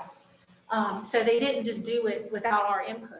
You know, it is within their purview to do it without our input, the way the policy is, but none of them have ever done it. They've always come to us and clearly explained why they were going to make a change. And we've always been aware of that. So maybe that's why I don't feel like it's out of our, because we've always had that input. However, I'm not opposed to looking at changing the policies. But that's where you have to start before you do anything else. Because right now the policy doesn't give us the ability to do that. So that's where you would have to start. I just wanted to add one more great law firm in the state. When I graduated, when I was in law school, one of the law firms that was in the forefront of educational law was the Chambers Law Firm out of Charlotte. So I heard great things about Thurgood, I heard great things about Schwartz, and I'm not locked into any particular law firm. I just would like us to review it. And Mrs. Smith is right. We at least, well, not at least, but this is something I would like us to review. That's just something to consider for the April meeting. And I will say that's part of, for some of the contracts we don't have control over, some we do, but that's part of the work that B. Smith is doing so much on contracts, internal contracts, because how we evaluate our board attorney, we evaluate him, we decide, if we need improvements, if we need to change, whatever, we do that. So our expectation is that everybody else is doing that, right? That everybody else is doing those things, that Mr. Lee is checking the contracts that they give out to make sure that, now some of them we have no control over, some of them are federal, you gotta get the lowest bid or whatever. But the ones that we have control over, we had problems with them in the past. Do we want to use them again? Same kinds of things. So your expectation is there. We just need to make sure, and we want to know that expectation is there. So if she's doing that, if that expectation is there and they're doing that, then they have the data, they have the knowledge to know which would be the best firm. And if they're regularly looking at that, then that's where the process and everything gets in place, where you feel comfortable with checking the process, make sure it's working, make sure they're doing it, and make sure they've got the data to back up that this is why we're doing it. Well, since we're discussing, I wouldn't have anything to say on which law firm or the ones that are the better ones to use in the state, because I just don't know that at this point. But as I sit here and I listen to each and every one of you all speak, and I see how knowledgeable you all are, nothing towards Ms. Dawyer, but it seems to me that a board would have that final, or at least a joint say-so in who the attorney for the district would be if the board is put in place to represent the students, stakeholders, parents, or whatever. That's just, but I don't know how it goes across the state. So like you said, that would need to be some data presented to see what's the norm.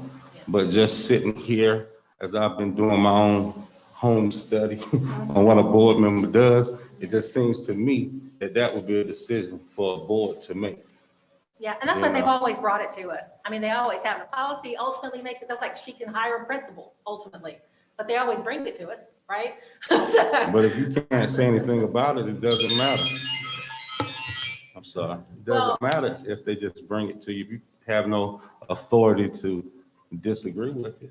I think where it comes down ultimately for me anyway, as a board member, and it's just, and I'm, been doing this, for me, it comes down to we hold her or any superintendent accountable on her evaluation for everything. Right. For everything. So if we tell her we don't like that attorney and she hires him anyway. I see exactly where you're going. You know exactly where I'm going. If we tell her we don't like a principal and she hires him anyway, I mean, that's, you would see, so for me, it comes down to, we gotta let her run the system because we don't want to, right? I mean, we wanna That lead the makes sense. system. That makes Yeah, sense. we wanna lead the system. We don't wanna run it. That You know, we makes wanna sense. lead it. And It's not so, our responsibility. yeah. And so ultimately, every superintendent we've ever had has come and give us that feedback about the. I the didn't attorney read that system. chapter in my home Yeah. study yet. I've been here 18 years and I am still learning. And the new ones, Naomi and Kelly are teaching me as well after 18 Right. years. So we learn from each other when we listen. right? Exactly. That makes a Yeah. lot of sense, what Yeah. you said. So if you want the policy, is that what I'm hearing you say, Naomi? To have them go back and benchmark the policy? Yes. So we're not, and right now, did I not hear that before we can do anything, we got to change policy anyway, right? Right. So we have to entertain whether or not, but then we need to know, do we want to change the policy? Can Do we, we want to take the authority from the superintendent and we take the responsibility? Is that what we're saying? I'm not saying that, but I mean, I'm not opposed to looking to see what other districts do. Just out of curiosity, may confirm what we're saying. Right. I would like us to benchmark. Yeah, I would like to be, right. I would like okay. us to So benchmark. we're not thinking about changing a policy today, we're gonna benchmark with other places. I think we should. And And I- respectfully, Sorry. I don't know what the protocol is, but I would like to be a part of that benchmark committee. We have to ask whoever's gonna do it. All right. And the other thing I'd like to know is, so are they contracted? And because, I mean, we spend a lot of money with attorneys, a lot of money. So they receive a contract, I'm assuming. We're not in the contract. So it's not as a contract, it's just a straight hire? Okay, that's another thing I wanted to know. And if memory serves correctly, when Dr. Dorr came, we did have the one that you mentioned. Mhm. We recommended because of money. Is that not what we said? We wanted to get somebody that could do a good job, could do an equal job, but would be less expensive. Is that not what we said? I will say that I received some direction about the board's attorney when I first was hired. Yes, ma'am. You did, okay. So it was not that she just made that decision. And I should say the staff's attorney, not the board's attorney. I Right, not apologize. staff, right, so. Yeah. Well, let's benchmark and go from there. Yeah. Okay? Well, And protocols. Mr. Dawes, I know nothing about any of these lawyers. Well, Okay, you're so not by yourself. So, yeah, I have not done the research, so I don't know. Carl he's in it more, so he's got 28 years on the board, so he knows about all of them. Yeah. I don't know. I mean, Well, I'm I do know the two that we work with, and both are good lawyers, no doubt. Both have done an excellent job. They've done what we have asked them to do. And so, we just need to go from there. And one thing for clarification, Mr. too, is like, what we're talking about is like, let's say there were a case of a student injured or an EC parent suing us. I don't know which lawyer to call, right? That's why you want the superintendent to use all of her resources to make sure she calls the right one. And I would, and most superintendents in the past have called who they thought was the best for that situation. And I feel like, and it varies depending on the situation. I wouldn't know which, Madam Chair, you have the authority, I believe, to appoint a committee. For the record, you say Mr. Ipock, clearly he has experience. I defer to Mr. Gatcho, but I've been an inactive and practicing attorney for over 40 years. So I'm not an educational specialist, but I know what looks and smells as a competent, effective attorney in that particular area. You think that I should appoint a committee? Yes, ma'am, which Okay, allows so- me to be on that committee. No, ma'am, I don't want you on that committee. Oh, please. Yeah, That's- I'll do that, and I know that you want to be up there, and I want Mr. Ipock to be up there, and I'm confused. I just want to be sure because typically our process for benchmarking policy changes is the cabinet does it. Cabinet does it and the recommendation comes through cabinet for those things. So do you want to do the work instead of cabinet? Or Yes, do you want to? They can work with us. I'm saying that our policy also fits, and I'll go back and check, allows the chairperson to, our policy, the Craven County School Board policy. I thought it allowed the chair to appoint a committee, not just go work, but to appoint a committee. So, So, there's nothing wrong with having a board level committee examine things. Nothing at all. It's not done a lot just because there becomes a lot of legal complexity that gets involved about meetings, about how you meet, what you're going to meet, notice for meetings of board committees. Is it an official committee that simply do not happen when the administration simply provides the information to you. It is not an unduly complex issue. And I'm also happy to point any interested board members in the right direction for information should they want it. So there's nothing wrong with appointing a board committee. It just makes for some complexity that you would have to sort through. I suggest if I have the authority to do this, then I still will want to use the assistance of the cabinet. They have a lot more contacts. They have contact as well. I would like to use the cabinet along with the board members. So I think we need a combination of the, I don't think we need to leave the cabinet out. They have been doing the benchmark for us work and they know how to go about doing it. And so I know Mrs. Naomi, Ms. Clark wants to be on that committee. Mr. Alcott, I will ask that he be on that committee as well, if you will, please. And if there are another board member that would like to be on that committee, I know. Two's a real fine number. I was gonna say, two's a good number. Alcott and Ms. Clark, and we're asking the cabinet to work along with them.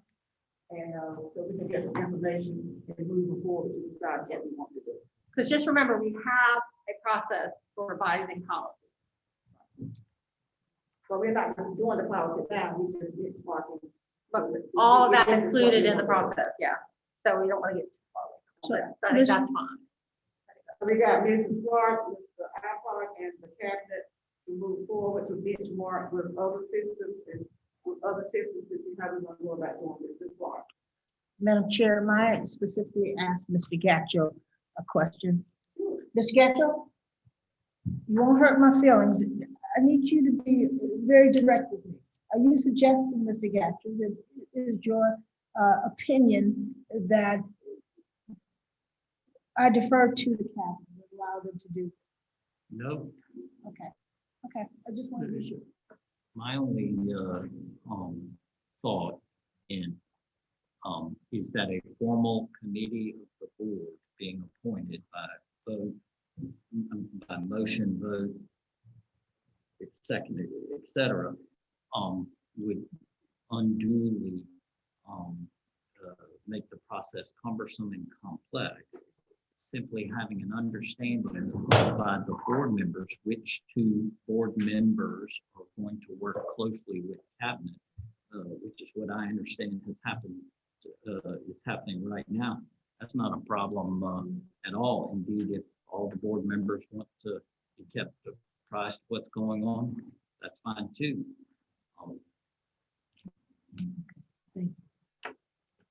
Thank you, Madam Chair. I do have a question. We just did the training on open meetings law again, and I'm fairly sure that the statement was made that if it was a committee of the board doing the work of the board, that it That did might be require some of the notice. complexities that I was concerned about, so we are making sure that we are most certainly not taking that step today. Okay. Yeah, because our process says, to gather stakeholder input, look at the revisions come through cabinet. So it might be just suggesting. Yeah, you can have a committee one, but that they, that the cabinet gathers the data and then also works with the board to get input from them, like the information that they want to do. You can't do it as a committee, it works either way. But I just want to make sure that we try to stick to this process as much as possible. We need to stick with the process, and that would include the cabinet and board members, right? It says, I mean, it's kind of open because it says, for the revision to gather stakeholder input. And so board members are definitely stakeholders in that particular issue.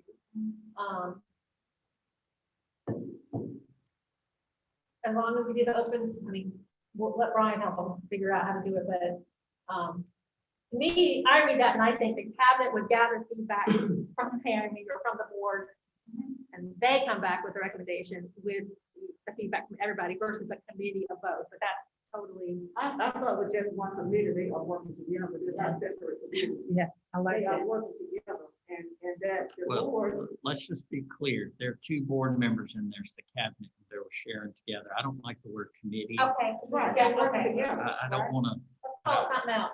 I don't want to go there. Okay. So I think we have a clear understanding of what, Working together. which The way, task force is working working together, going to share information. In this little box, they're getting stakeholder feedback That's, in our process.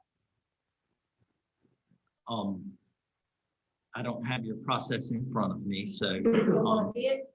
well, So are they I, asking for feedback, or we just get more of the citizens to see what they're doing? as I understand what you're going to be doing is you're going to be benchmarking with other systems, getting their policies. The vast majority of these policies have been drafted by the North Carolina School Boards Association, so they will look and feel similarly. So that you are aggregating this information. And so eventually that information can be presented to the board. Is that what we're doing? Yep. Any more discussion? I don't want anybody walking away not feeling comfortable with what we just decided to do. Yep, I'm If there's perfect with it. discussion, then we need to discuss it now. I'm good with it. Are you? Yeah. I mean, I gotta be honest, I'm fine with it, but I'm, that is not how we typically do policy revision. But board input, the board input usually comes during an open meeting. The cabinet usually brings us the revision, and then in an open meeting where everybody can hear the discussion from the board members, that's where the discussion takes place. So this is like, so two board members will be giving input that the other boards won't hear, inserted into the process before the revisions come from cabinet. So, and I just always think it's better, but my brain thinks different than anybody else. I know. And that's, I mean, that is a joke because I don't think it's really all the time. But it comes around as us, and then we all give the feedback together where everybody can hear it. I don't think this is really any different though than like Ms. Clark working with Dr. Miller on the equity stuff. Because it's policy.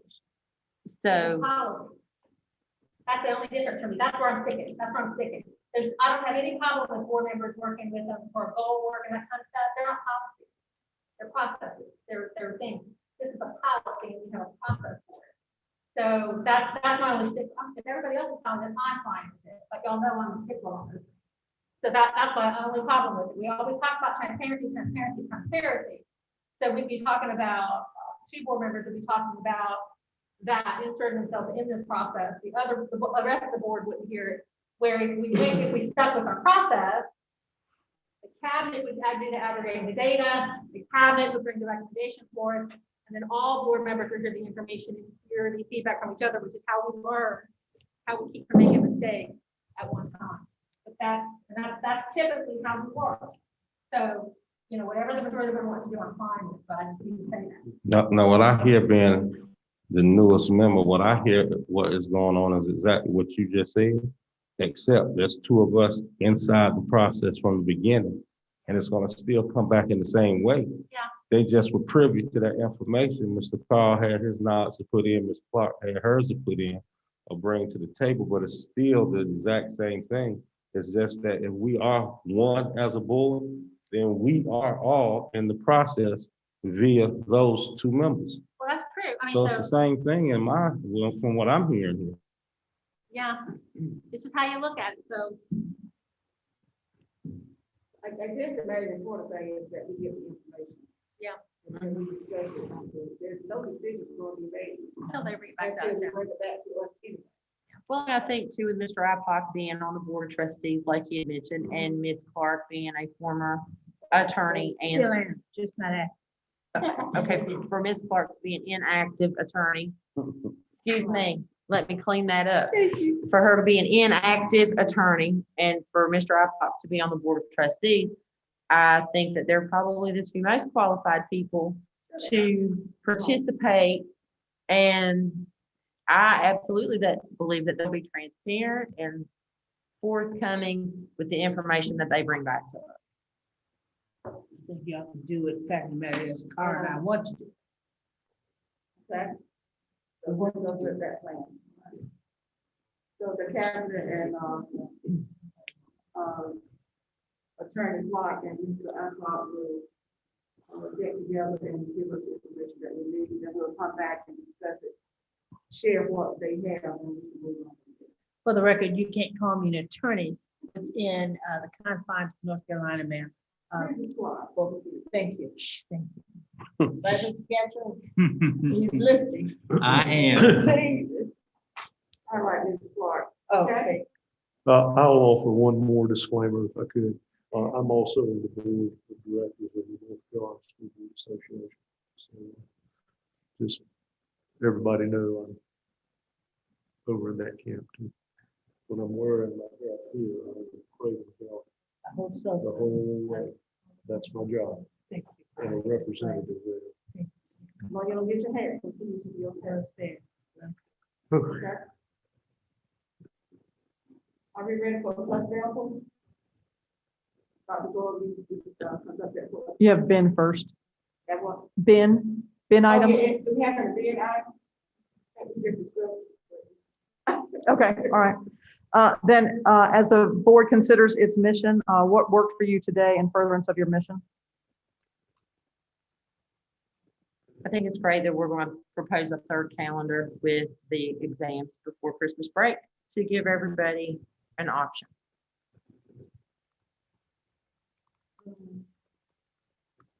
I'd like the input from our, teacher of the year, even.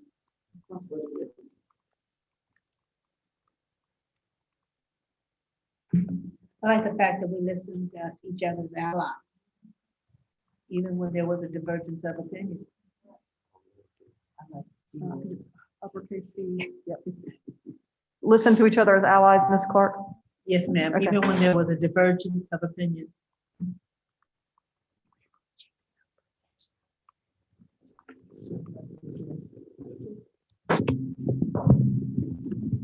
Anything else? What worked? I think the timing of the agenda was pretty well for, target of our time for dismissal. So I think the time allotted was good. Anything else? All right, it could be better if. Everybody was here. Yeah. Well, I was late, so I was already here on time. But Stephanie is coming. Oh. But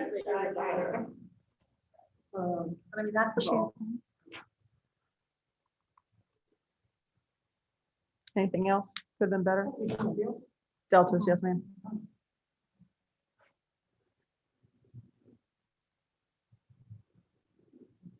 All right, what worked today? I have one. Oh, yes. One plus, Yes, ma'am. Mr. Dole made his, we were blessed to have him for his first meeting. And, he did his homework, he was ready to participate. You see how we'll talk. I have a job about you. I think that's good. Well, I'm sorry, what did I miss, Ms. Clark? I think it would be better if we had. Public input today. Direct.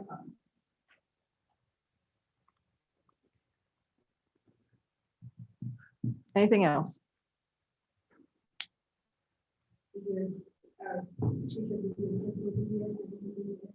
Yeah, I did say that. Oh, yes. Thank you. Fine. You're fine. Dr. Patrick, do you want to have anything that you want, any plus delta you want to add? Not at this time. Okay. Sorry. She said ditto. It was covered, yeah. Nothing more. Okay. All right, to summarize for the board, what worked, proposing a third calendar with exams before Christmas break to give stakeholders another option. Like the input from the teacher of the year and principal of the year. Listen to each other as allies, even when there was a divergence of opinion. Timing of the agenda was accurate in terms of the time spent on each item. Mr. Dove's attendance at his first meeting, he did his homework and was ready to participate. Deltas, if everyone was in attendance, if everyone was on time, and public input at today's meeting. That's all I have, Chairman. Okay, thank you. At this time, I will entertain a motion to enter into closed session. Second. You gotta make a motion first. Oh, motion, I make a motion. Go ahead. Jeff, read the motion. Oh, do I have to do that language? Yeah. Oh, gosh, okay. The Craven County School Board of Education models continuous improvement in, no, that's not it either. I'm up ahead. Closed session. Lord, have mercy. All right, here. So what I read? Yes. Chairman Boomer will entertain a motion to enter into closed session and consider the qualifications, competence, performance, or condition of appointment of a public officer, employee, or prospective public officer or employee, North Carolina General Statutes 143-318.11A6, and consult with an attorney in order to protect attorney-client privilege between the attorney and the public body, which is privileged and hereby acknowledged. North Carolina General Statute 143-318.11A3. You heard the motion, I get a second? Second. It has been moved and second that we enter into closed session at this time. All in favor, let it be known by saying aye. Aye. All opposed? All right, going into closed session. Okay, we're going to close session. We have listed as a 60-minute. We'll open the meeting back up for close afterwards. I'm gonna have to wait for everything to get shut down. Yeah, I'm like,